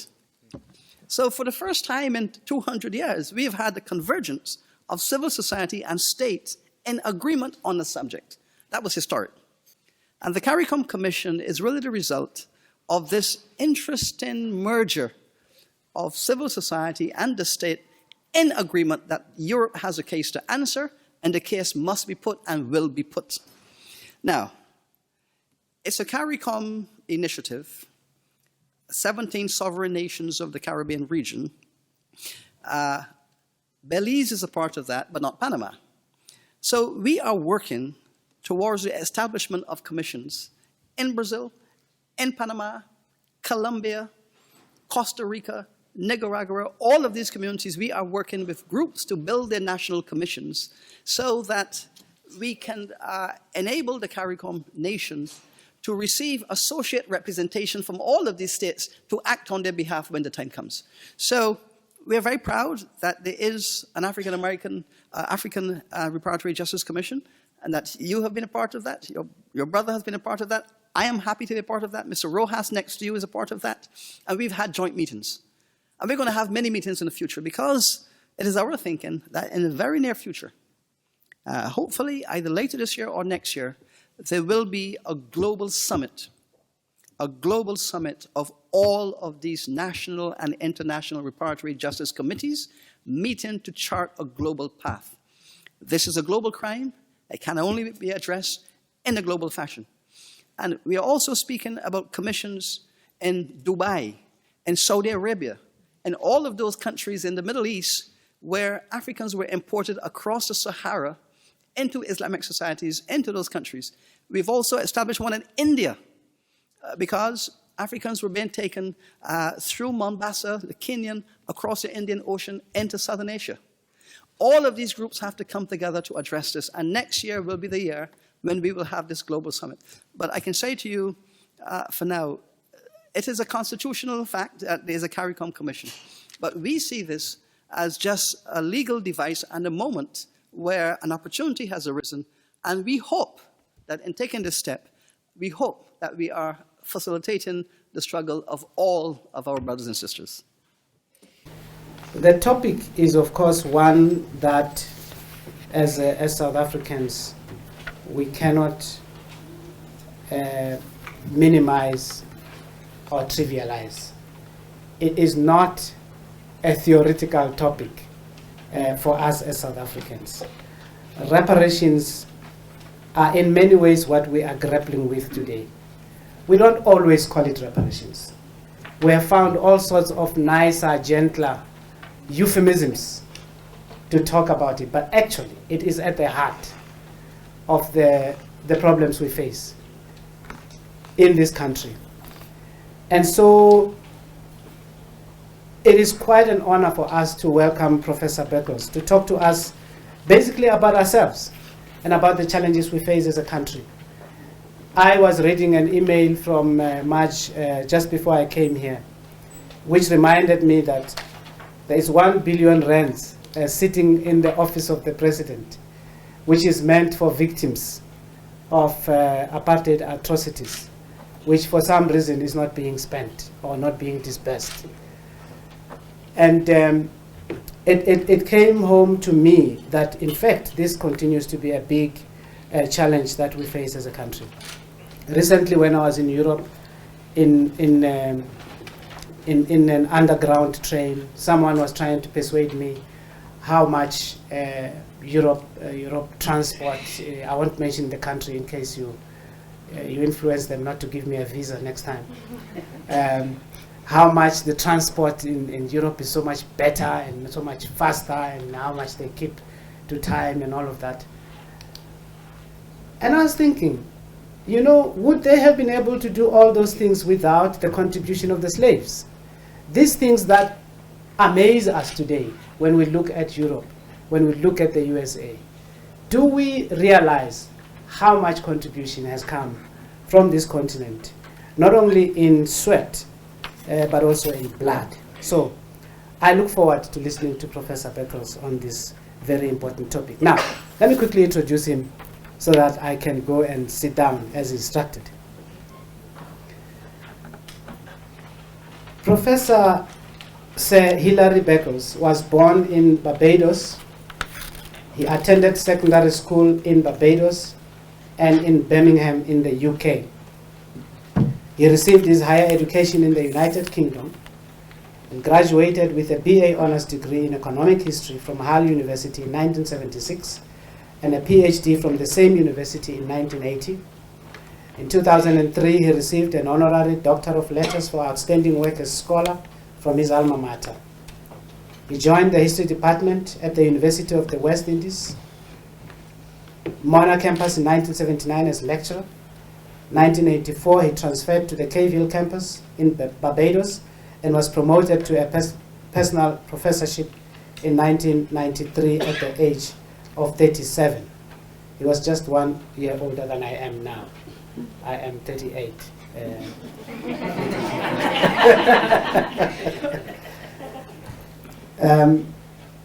In 1994, he won the first University of the West Indies Vice Chancellor's Award for Excellence in the field of research. 1998, he was appointed Pro Vice Chancellor for Undergraduate Studies. In August 2002, he returned to Cave Hill, this time as Pro Vice Chancellor and Principal. Professor Beckles, if I may just add a few more things about him as a scholar.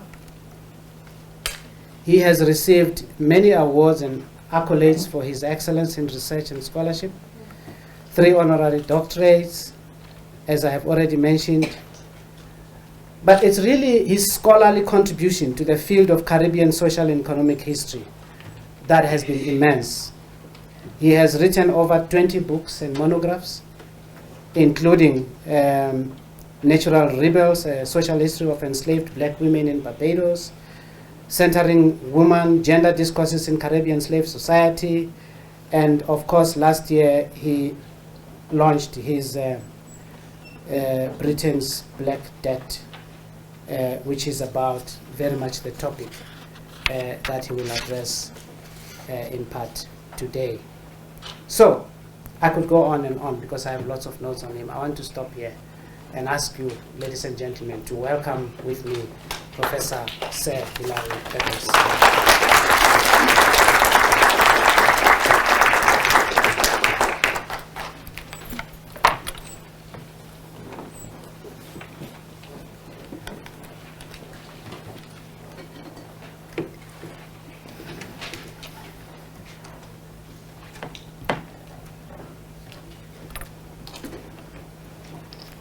Distinguished Deputy Vice Chancellor and colleagues of the University of Johannesburg, all colleagues from academia, members of the diplomatic corps, and friends and students, Dr. Pinky Megwe, who is hosting me here and who invited me to make this presentation. Thank you so very much.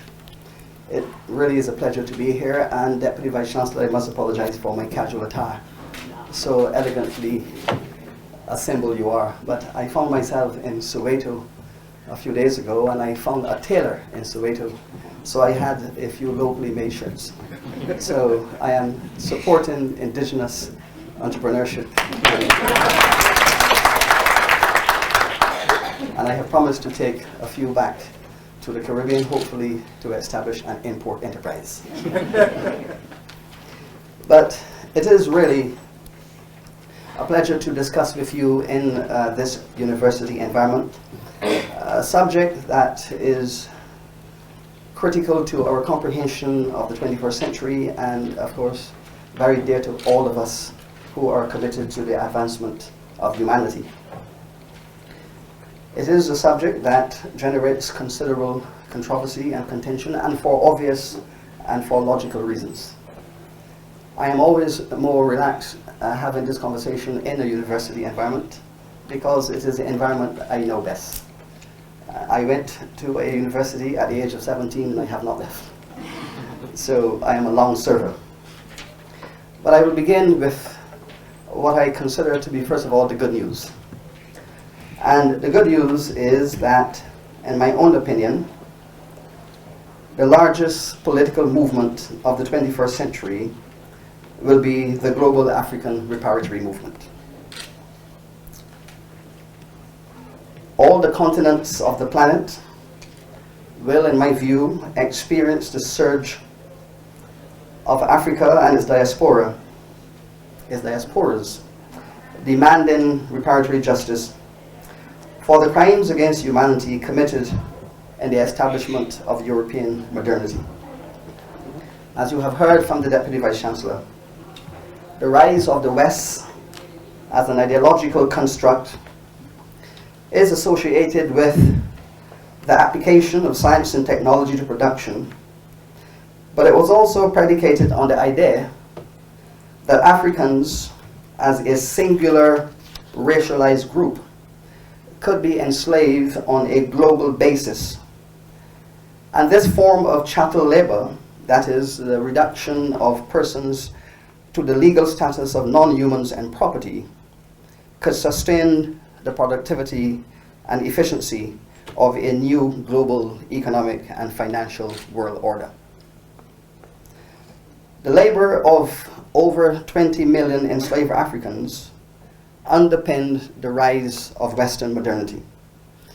And I should speak not only of the productive labor of enslaved Africans, but also the reproductive labor of enslaved Africans, because in all of these jurisdictions across the New World, women who were the carriers of the status of slavery, their offspring, their children, were born into slavery with the status of property, and therefore the reproductive capacity of enslaved women was equally as important as the importation of Africans. The globalization of African slavery and Western global supremacy, therefore, as you would say, went hand in chin, body and soul. I am not seeking to be deterministic or mechanistic, but when we look at the 16th, 17th, and early 16th, 17th, 18th, and early 19th centuries, these were the high points of the globalization of African enslavement. This was the period in which we saw the construction of the world's first global labor system. Prior to this period, we cannot see anywhere in human history a unified system of labor organization scattered across such a tremendously large geographical space. African slavery was therefore a global system with regional variations across 3 continents. The transatlantic slave trade was the world's largest commercial enterprise. You do not move 10 to 15 million people across an ocean without the most sophisticated forms of financial and commercial organization. It was also the world's first transcontinental productive system and the largest forced migration in human history. The 19th century saw the eradication of these systems. It was a century of emancipation. It was a century in which, in most jurisdictions in the world, the system of chattel slavery was uprooted, removed. Starting first in Haiti, where the enslaved themselves removed that system and declared in their Constitution of Independence on January the 1st, 1804, that slavery and slave trading are forever forbidden and represented in their constitutions as crimes. We saw in Brazil the final eradication of the slavery system in the last quarter of the 19th century. Brazil was the last of these societies to criminalize the enslavement of persons. And so it took near 100 years of effort, both by the enslaved themselves, by enlightened persons around the world, to eradicate a system that had been in place for 400 years. You do not remove a system that had been in place for 400 years in short time. It was an enormous political effort on the part of the finest minds in the world to bring an end to this global system. We saw in the 20th century the emergence of nation states built primarily by persons who are descendants of the enslaved.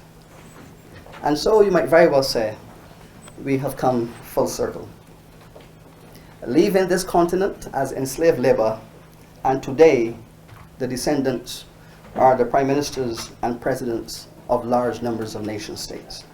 It is a phenomenal feature of human development. We look into this 21st century now, and we try to imagine what will be the consequences, the gravity, the weight of this historical process impacting upon our futures. And we believe that as a consequence of this history, the 21st century will witness likewise, as a consequence, the world's first grassroots political movement, which will be a movement dedicated to reparatory justice. The question, therefore, is there a certain inevitability about this process? Well, there are some things that we know, again, from the history.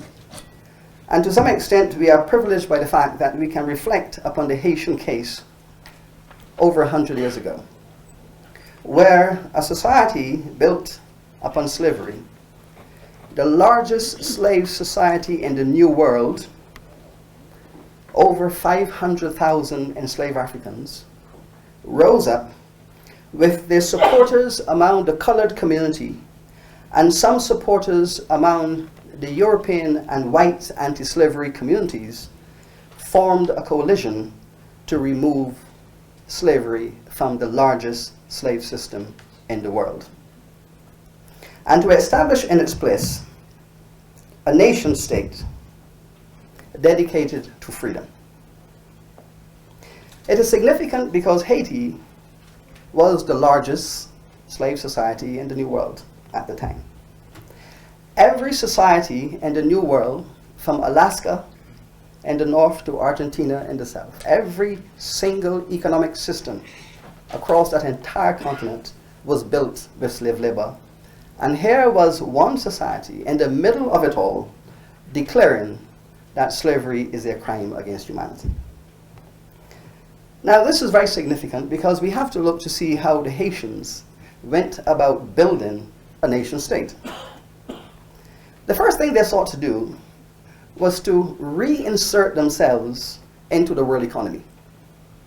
It was the largest producer of cane sugar, one of the largest producers of coffee, one of the largest importers of African persons. It was classified using standard economic criteria as the wealthiest plantation system the world had ever seen. But it was all destroyed by 15 years of civil war and revolution. The Haitian leadership, the Haitian revolutionary leadership, looking into the future, decided that the way forward was to reinsert this nation into the world economy. And the way to do this was to re-establish the plantation system that had been the basis of social concern. This became quite interesting because Toussaint Louverture, who led this revolution, argued that the plantation system on which 500,000 Africans had been enslaved was a system of large-scale production, a system of export orientation, a system to earn foreign exchange, a system that would employ thousands of workers, and therefore the structure of the slave economy ought to be re-established. And this was the first primary decision taken by the revolutionary leadership. And so the plantation system was rebuilt. The enslaved themselves had fought a war because they believed that at the end of it, there would have been land reform. There would have been land redistribution. They would have been converted into peasants, into commercial farmers. They would have been converted into owners of properties, and freedom will be based upon that ownership. Instead, they were told by their new government to return to work as laborers on the estates owned by the persons who had enslaved them. What followed in Haiti was a process of disenchantment on a popular basis. And for the next 40 years, what we witnessed was a revolution within the revolution. The workers themselves rose up against their new governments. The new governments brought up the army to oppress the uprisings of the workers. The workers insisted this is not what we fought for. The government insisted we have to globalize our economy, our society. We have to earn foreign exchange, and we have to stay modern. And Haiti became an unstable social formation. The rest, as you say, is history. The society spiraled further and further into political chaos, into economic ruin. It was a choice which was made. This is a very significant choice because the workers had expected reparations, they had expected economic enfranchisement, they had expected economic empowerment to follow the process of slavery. It's important, I believe, to look also at all of the subsequent economies that have undertaken this process of nation building against the background of crimes against humanity.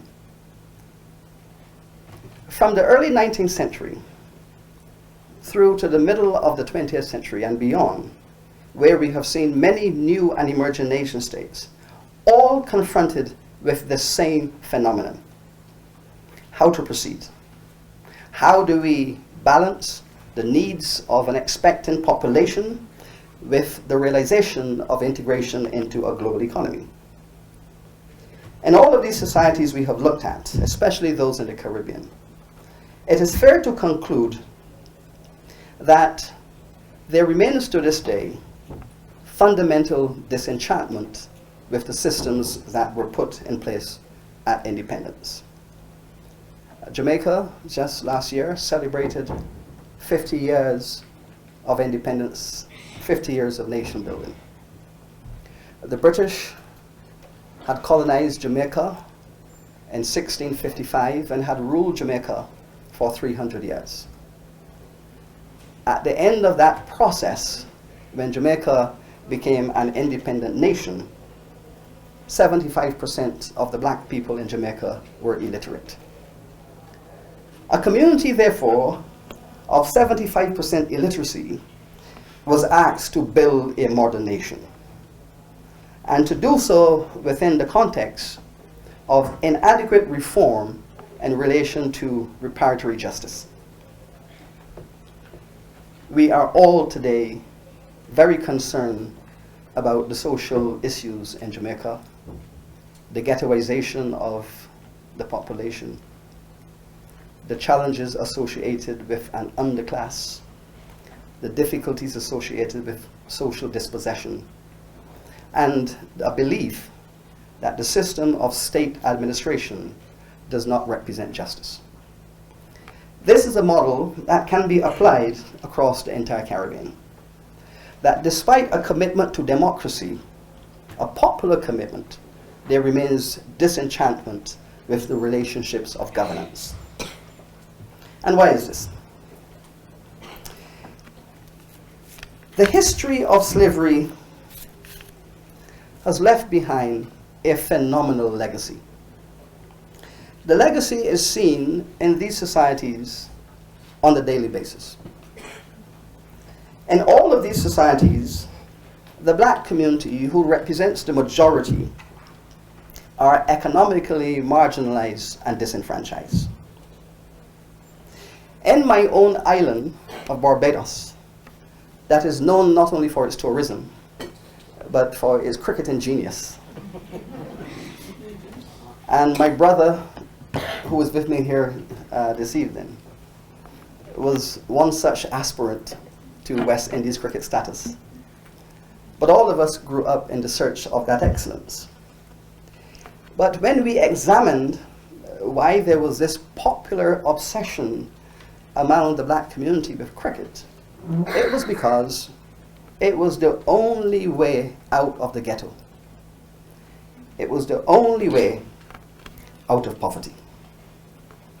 Now, the independence model that was built in Barbados, and I was an independence baby. I entered high school at the age of 10, precisely in our independence year. And it was argued that the independence process was fought for in order to empower my generation. But the division of labor which was established for governance remains problematic 47 years later. The system was that the white community that had monopolized the economic resources of the island for 300 years, who were the descendants of the enslavers, would remain in possession of the management of the economy, and the vast majority of the black people, 97% of the citizens, who are in control of the political process, have established a system whose sustainability is now being questioned. Despite the fact that the white community of Barbados owns 70% of the capital on the island and are the owners of the entrepreneurial system, there are no white persons in the elected parliament of the island. It is because the black community refuses to elect white citizens into the parliament. The white citizens will say, therefore, that we are going to control the senior and elite management of the companies, of the corporations. We will monopolize the wealth, and therein we have a standoff. The biggest challenge facing this society and many other societies in the Caribbean is how to get beyond this, how to move beyond this, how to say that this is not sustainable, it is not a system of equality and justice, and it is not a 21st century system of governance. The process of bringing the two sides together in order to build a sustainable democracy remains a primary challenge 47 years after independence. This is of great concern to all of us who are irretrievable believers in the fundamental equality of all human beings and the rights to justice for everyone. Now, the reparatory discussion says the following things. Justice is crafted by human agency. It requires philosophical reflection, and the production of philosophical knowledge. It requires, importantly, persons who will stand in defense of the principle of equality in all areas of life. And it requires, fundamentally, persons who are prepared to make sacrifices in defense of these values. In recent times, we have seen the civil society movement in the Caribbean pushing aggressively for a discussion in respect of reparatory justice. We have entered into conversations with European governments. In fact, I was the principal spokesman for the Caribbean nations at the Durban conference here in 2001, the United Nations Conference on Race, Xenophobia, and Intolerance. And we sought to discuss these matters in an environment best suited to formulate a new vision, the United Nations Forum. The position of the European nations in Durban were clear: that there can be no discussion at an intergovernmental level in respect of reparations because no crime had been committed. The position of all of the European nations that were engaged in slave trade and slavery in Durban and since has been that slavery was not illegal because the governments of Europe had legalized the process. And slave trading was not illegal because the parliaments of Europe had deemed this form of commerce to be legal.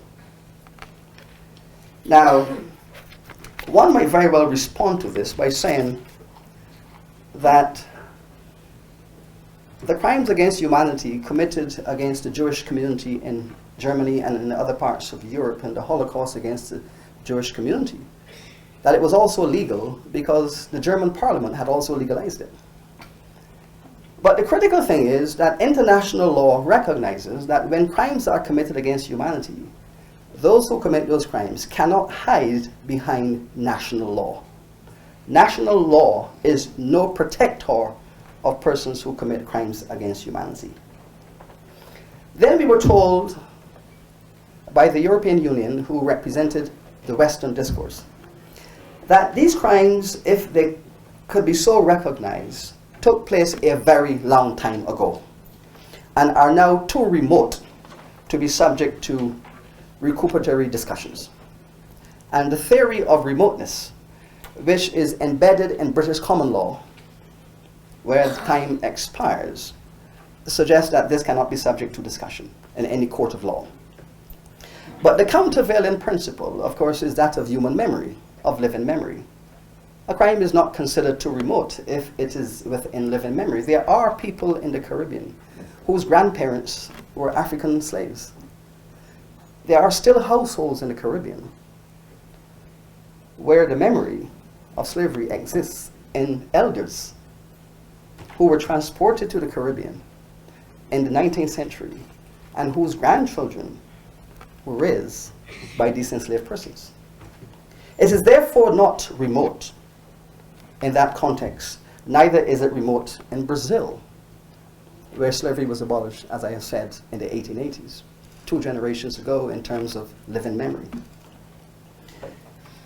Then we were told, and you might very well find this if you examine the discussions in the British House of Parliament in 2007, when Parliament engaged in conversation in respect of the bicentenary of the abolition of the slave trade. The British Parliament concluded that even if we are prepared to accept that these were crimes, these crimes were too large to be subject to meaningful conversation. That the crime of slavery and slave trading were so large, the enormity of it, the global scope of it, the magnitude of it, was far too large to be subject to a conversation in a court of law or in any established tribunal. It's just too large.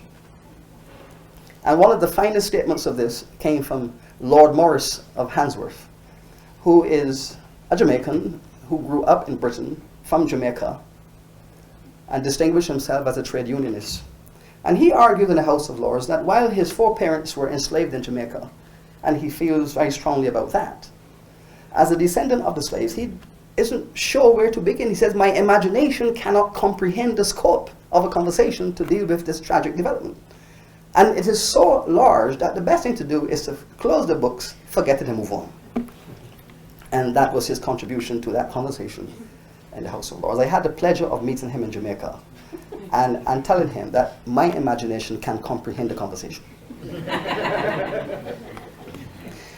Then, two members of the British House of Parliament, of the Commons, rose and told the Speaker that they will not support a reparatory conversation simply because African peoples have an unlimited capacity for human forgiveness.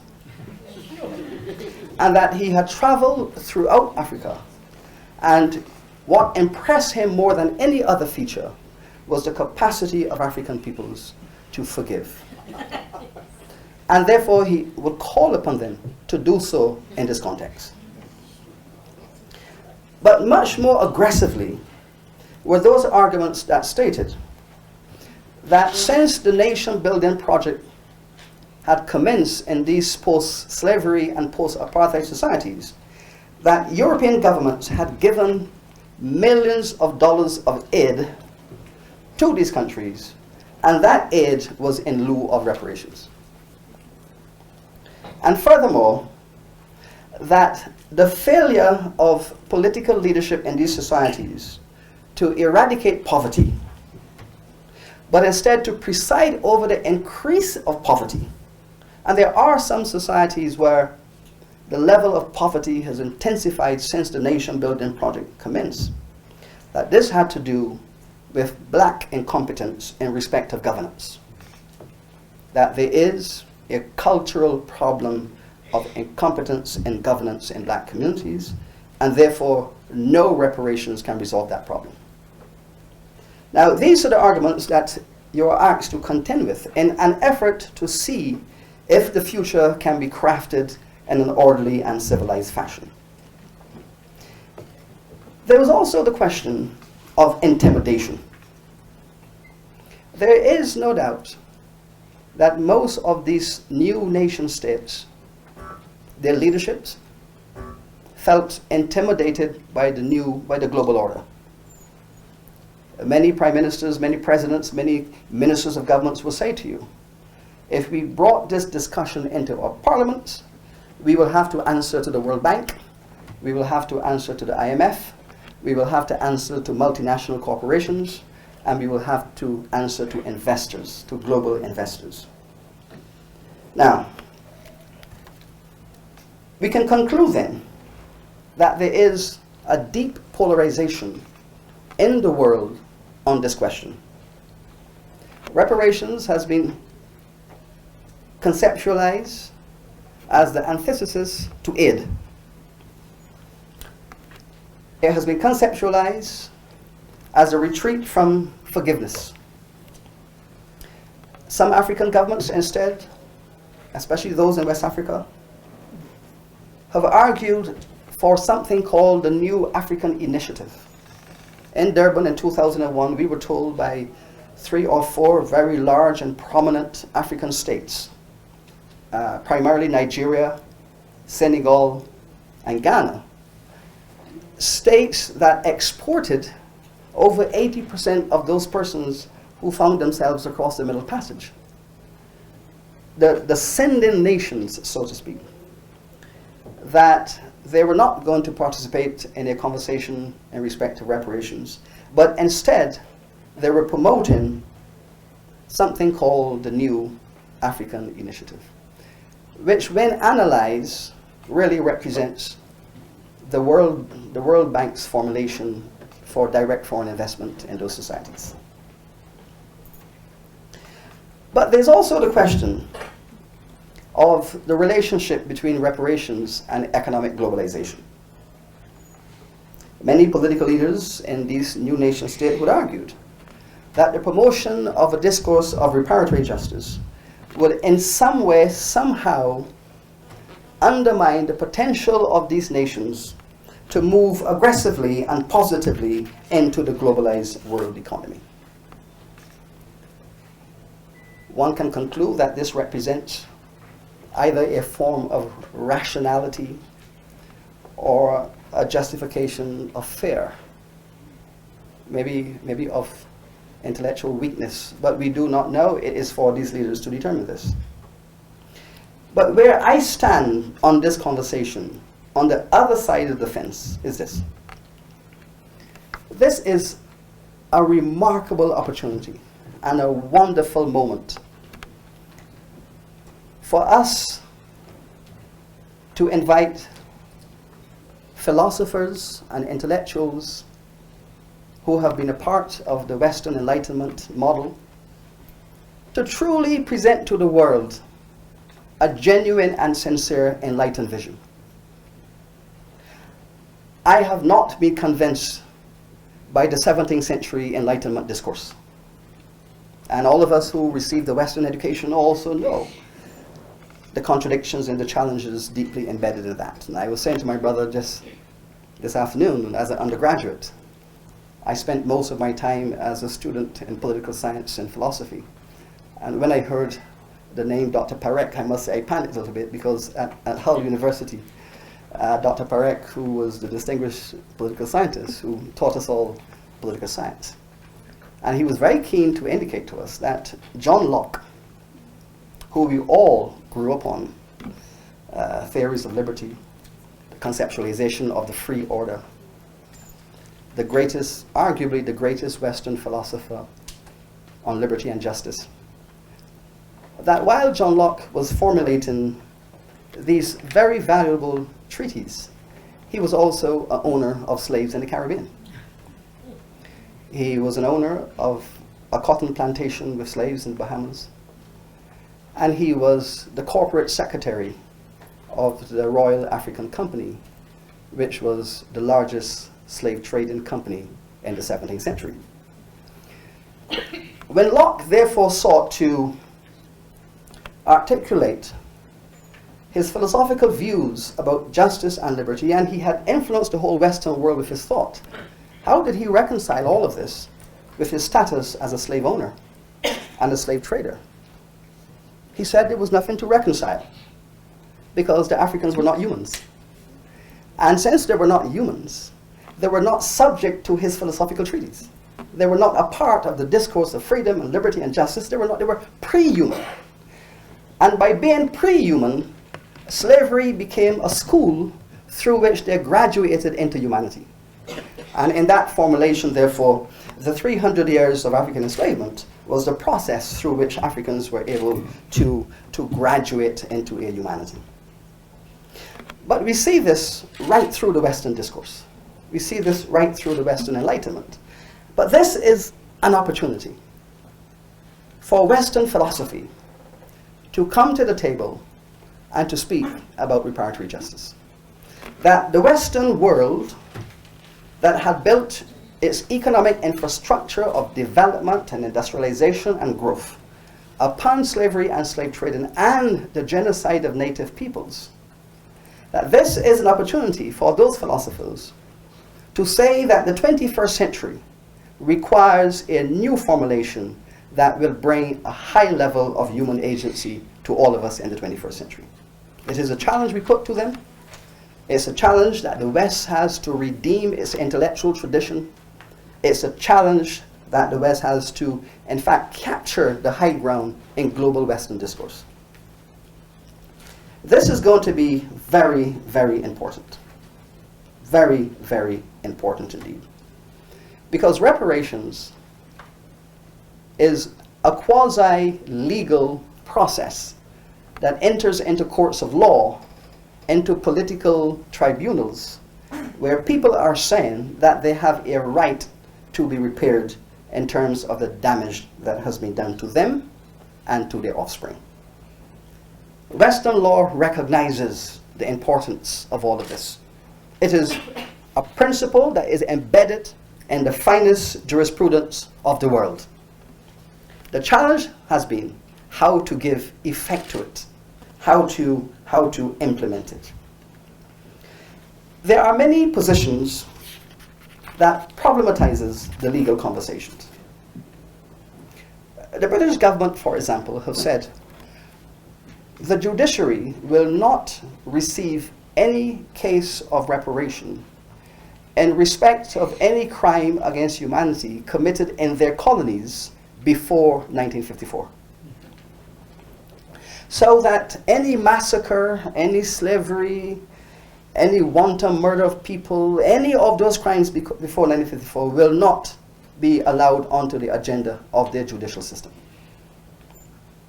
As you all know, the Momo case took place before 1954. And that was only heard because the judge ruled that the government of Britain had tampered with the evidence. And by tampering with the evidence surrounding the suppression of the Momo, it was incumbent upon the court to hear the truth. And that case got into the court through a technicality of the British government tampering with the evidence. There was discussions about documents taken from the archives and hidden in remote places of England, and some documents destroyed. And the judge felt he had no choice but to say, well, if the evidence of these crimes are being removed from public scrutiny, maybe we ought to hear it. And that is how that case went through. And even then, that was not a case of reparations. I attended the 8th Pan-African Congress here this week, and we made it very clear in conversations that we have to distinguish between reparations and settlement.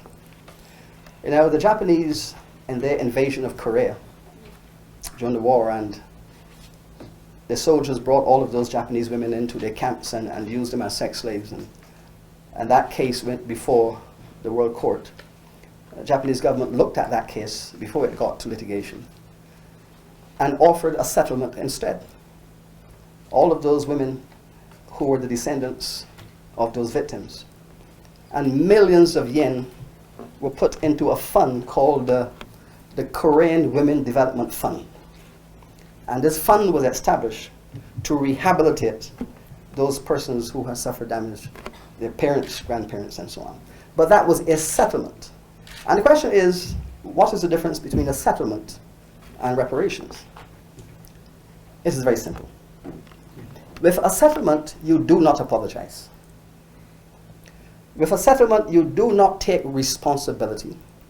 With a settlement, you do not acknowledge that you commit a crime.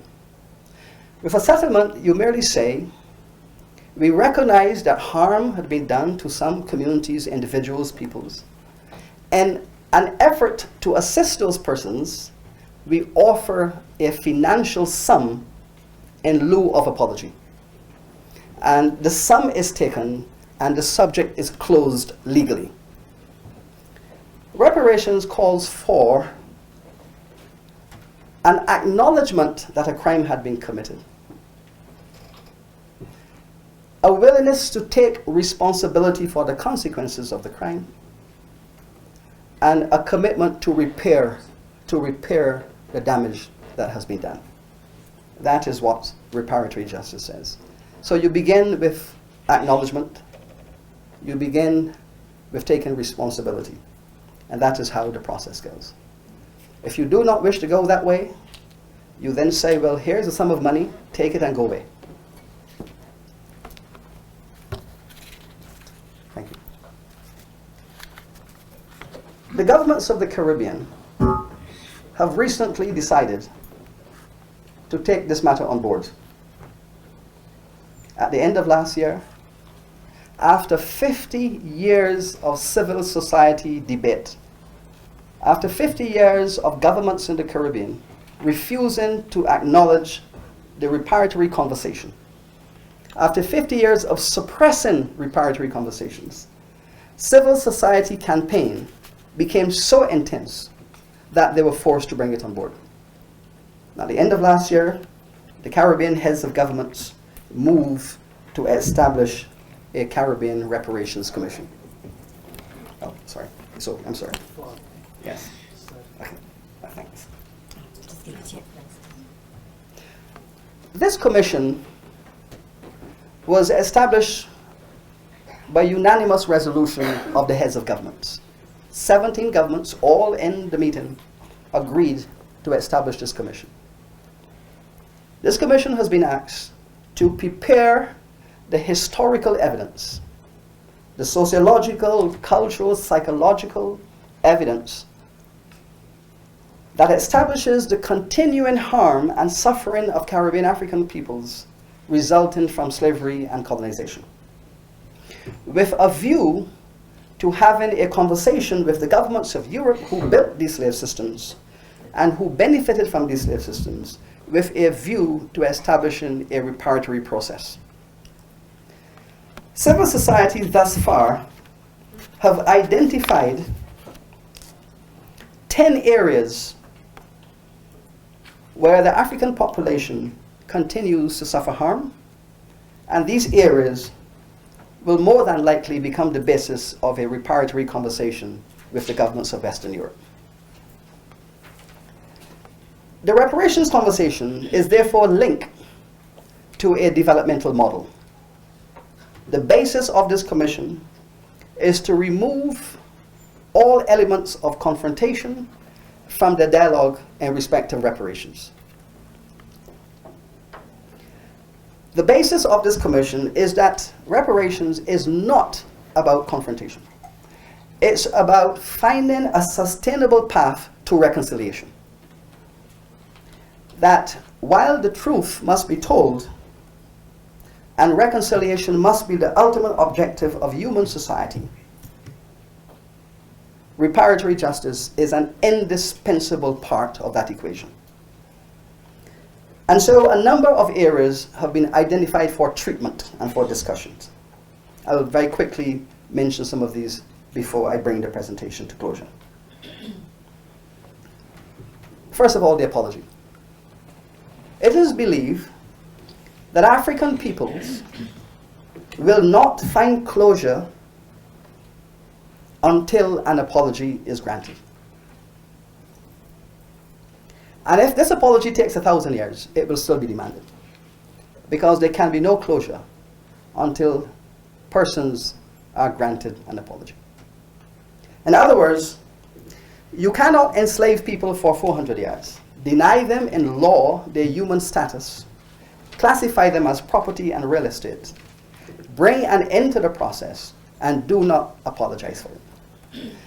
The European governments have all issued, at the moment, statements of regret. A statement of regret is considered in the Caribbean to be insufficient. A statement of regret merely recognizes that harm continues to exist and for which you are sorry. But a statement of regret does not acknowledge your responsibility for what you have done, neither does it recognize your duty to participate in the upliftment of those whom you have victimized. And so the statements of regrets have been rejected. The apology is considered an indispensable part of the healing of these societies and the search for justice that is sustainable and also human reconciliation.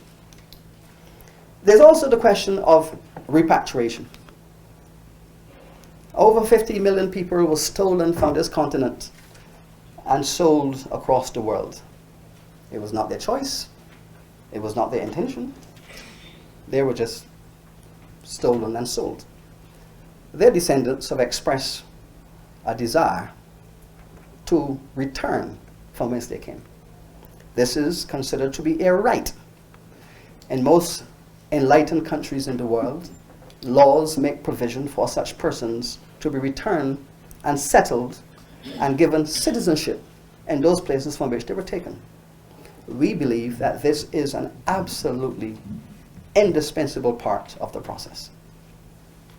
At the moment, I know there are probably 20 or 30,000 Caribbean Africans who have returned to live in African societies.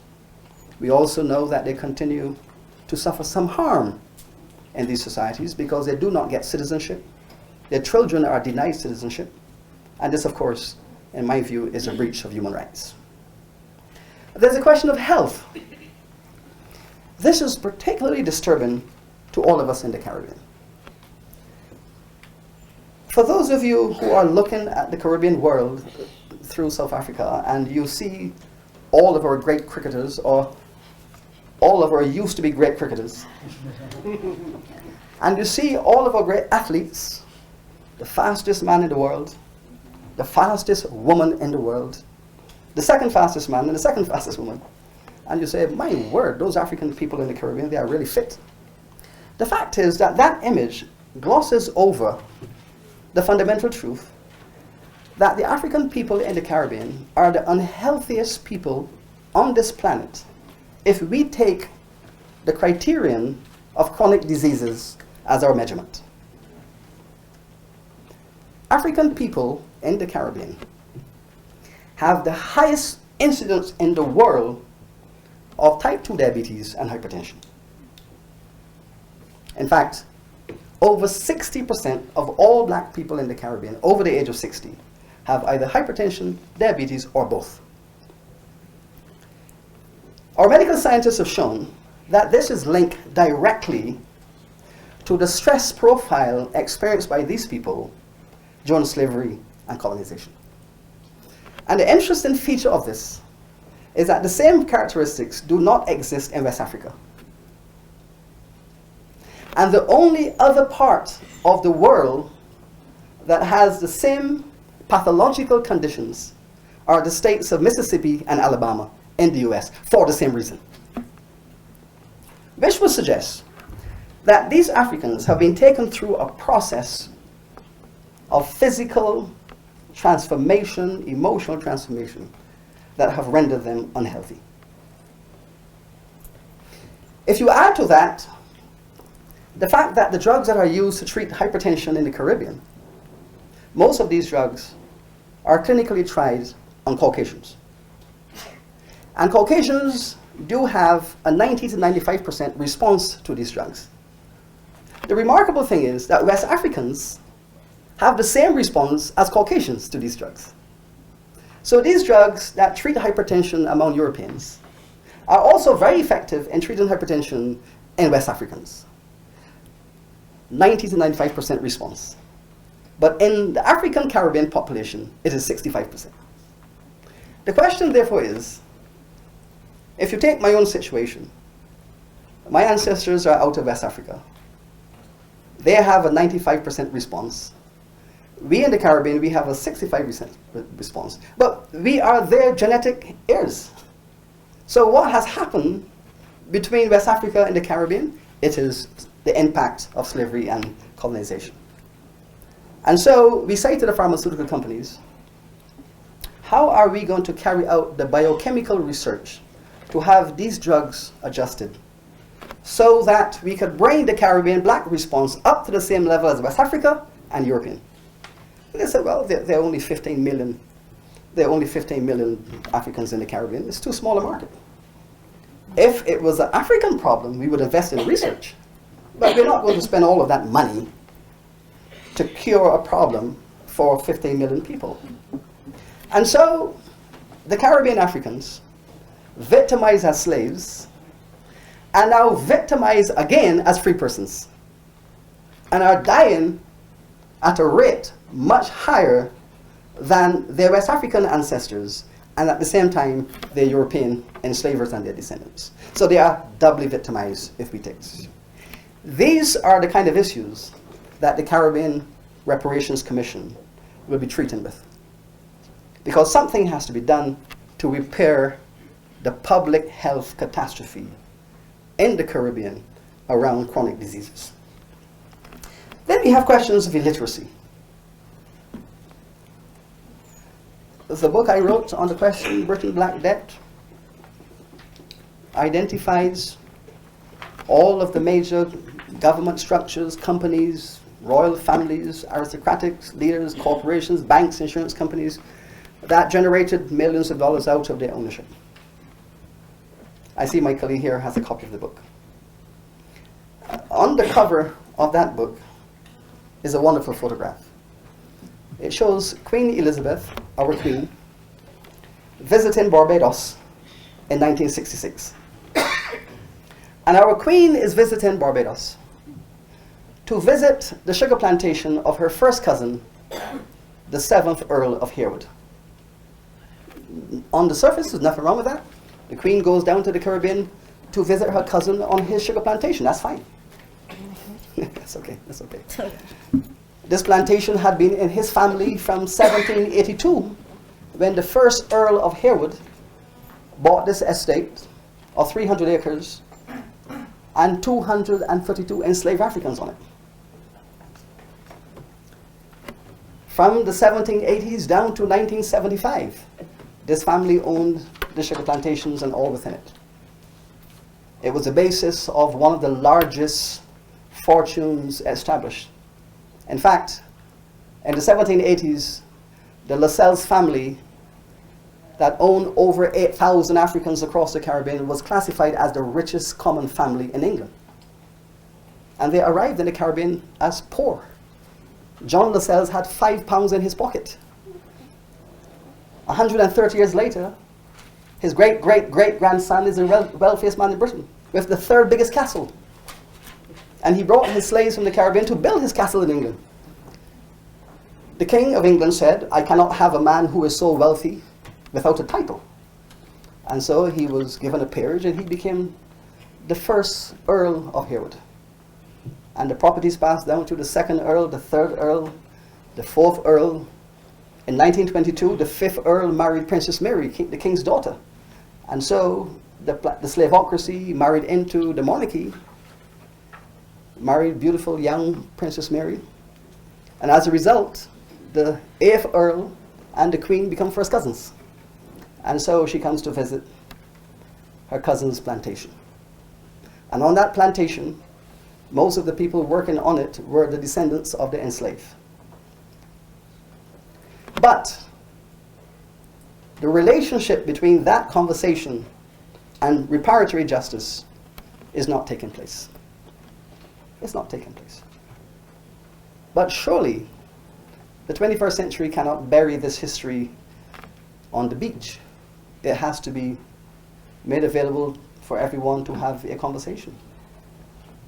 When I met a few months ago the 9th Earl, the current Earl, charming man, David Lascelles, very decent chap. The tragic thing about our meeting in Barbados was that when he came to Barbados, it was the first time he had ever come to Barbados. And he was 49 years old. And his family's fortune had been built on Barbadian slavery. And one of the estates that his ancestors built and owned, it was an estate on which my brother and I grew up, the Turner Hall estate. That was the estate where my grandfather worked as a laborer. And I told the Earl, well, you know, you and I must talk. Because we are bonded by history. We are bonded by a common history. The Earl have said that his family is committed to a reparatory process. It is a commendable effort. He and his wife, the Duchess, are now among the largest sponsors, investors in black art in Britain. They sponsor museums, art festivals, art conferences, and they are now a major investor in the creative arts for the black community in Great Britain. And that is commendable. It's a very good beginning of one family taking that step. Then we have to deal with the question, for example, of museums. In Britain, there are 7 museums dedicated to the history of slavery. There isn't one in the Caribbean. There isn't one museum to slavery or slave trading in the Caribbean. Now, am I going to ask the government of Jamaica, Barbados, or Trinidad to take $20 million and invest in a museum to slavery when they're all suffering balance of payment problems and debt issues? Who should take responsibility for building those educational institutions in the Caribbean, where children can go and see this history, where adults can go and engage in conversation? Who really have the responsibility to develop these institutions of learning for the next generation? I believe that these are matters that ought to be part of a reparatory process. We are so concerned about growing illiteracy. it becomes a matter of moral responsibility. I have said to 2 British Prime Ministers that they should not walk away from the Caribbean having built their nation upon its exploitation and leave all of those African people illiterate and in ill health. It's a moral crisis that should be addressed. Their position is that we are now in the European Union and all of that history is behind us. We have joined the European Union and the colonial history is behind us. Our position is that is an opening response, but you will have to come back to the table. Because sooner or later, a time is going to come when someone is going to say, every black person on this planet will not go to work on a given day until the world recognizes that this 500-year-old crime has to be discussed. Now you can very well imagine how that will focus the imagination. And it will focus the imagination. But these are the kinds of issues that are before us as we look into this century. I was very pleased that the Pan-African Congress this afternoon adopted resolutions calling for the establishment of national reparations commissions in all countries of the world where there are African peoples, with a view to establishing a global international reparations commission that will address this matter on a global scale. They have argued in opposition that there is nothing unique or specific about the African experience. All races, all classes, all ethnicities in the world have all experienced an enslavement at some point or another in their historical development. That might very well be true, but there is something absolutely new and unprecedented about the African experience. Firstly, it was the first time in human history that an entire race of people were classified as property, non-human, and real estate. It was the first time in human history that a given legal status was assigned specifically and exclusively to one group of peoples. And it was the first time in human history that that circumstance was developed on a global scale. So what we are speaking about then is something altogether unique. And to the extent that it became a global phenomenon, the entire world has to deal with it. The ideology of black enslavement as a norm was accepted by societies where persons had never even encountered Africans. There are societies where the oral history demonstrates people believe that Africans ought to be slaves, and they had not before in their entire history seen an African. But the idea had traveled into their community because the idea had become globalized. And this is an interesting situation. We have done oral history in parts of China. We have done oral history in parts of Japan where people have not met Africans before, but they believe that all Africans are slaves because the language had traveled into their societies by the power of the Western media in the 17th, 18th, and 19th centuries. The idea had traveled and taken root. And so I offer these ideas, not so much as an intervention in the domestic affairs of South Africa or any society, but merely to state that many countries have walked this road before. The first country to walk this road, as I have said, it was Haiti. The Caribbean has walked this road 50 years ago, and now you are walking this road. But what they all have in common, from Haiti, the Caribbean, right through, is massive popular discontent with the arrangements that were put in place.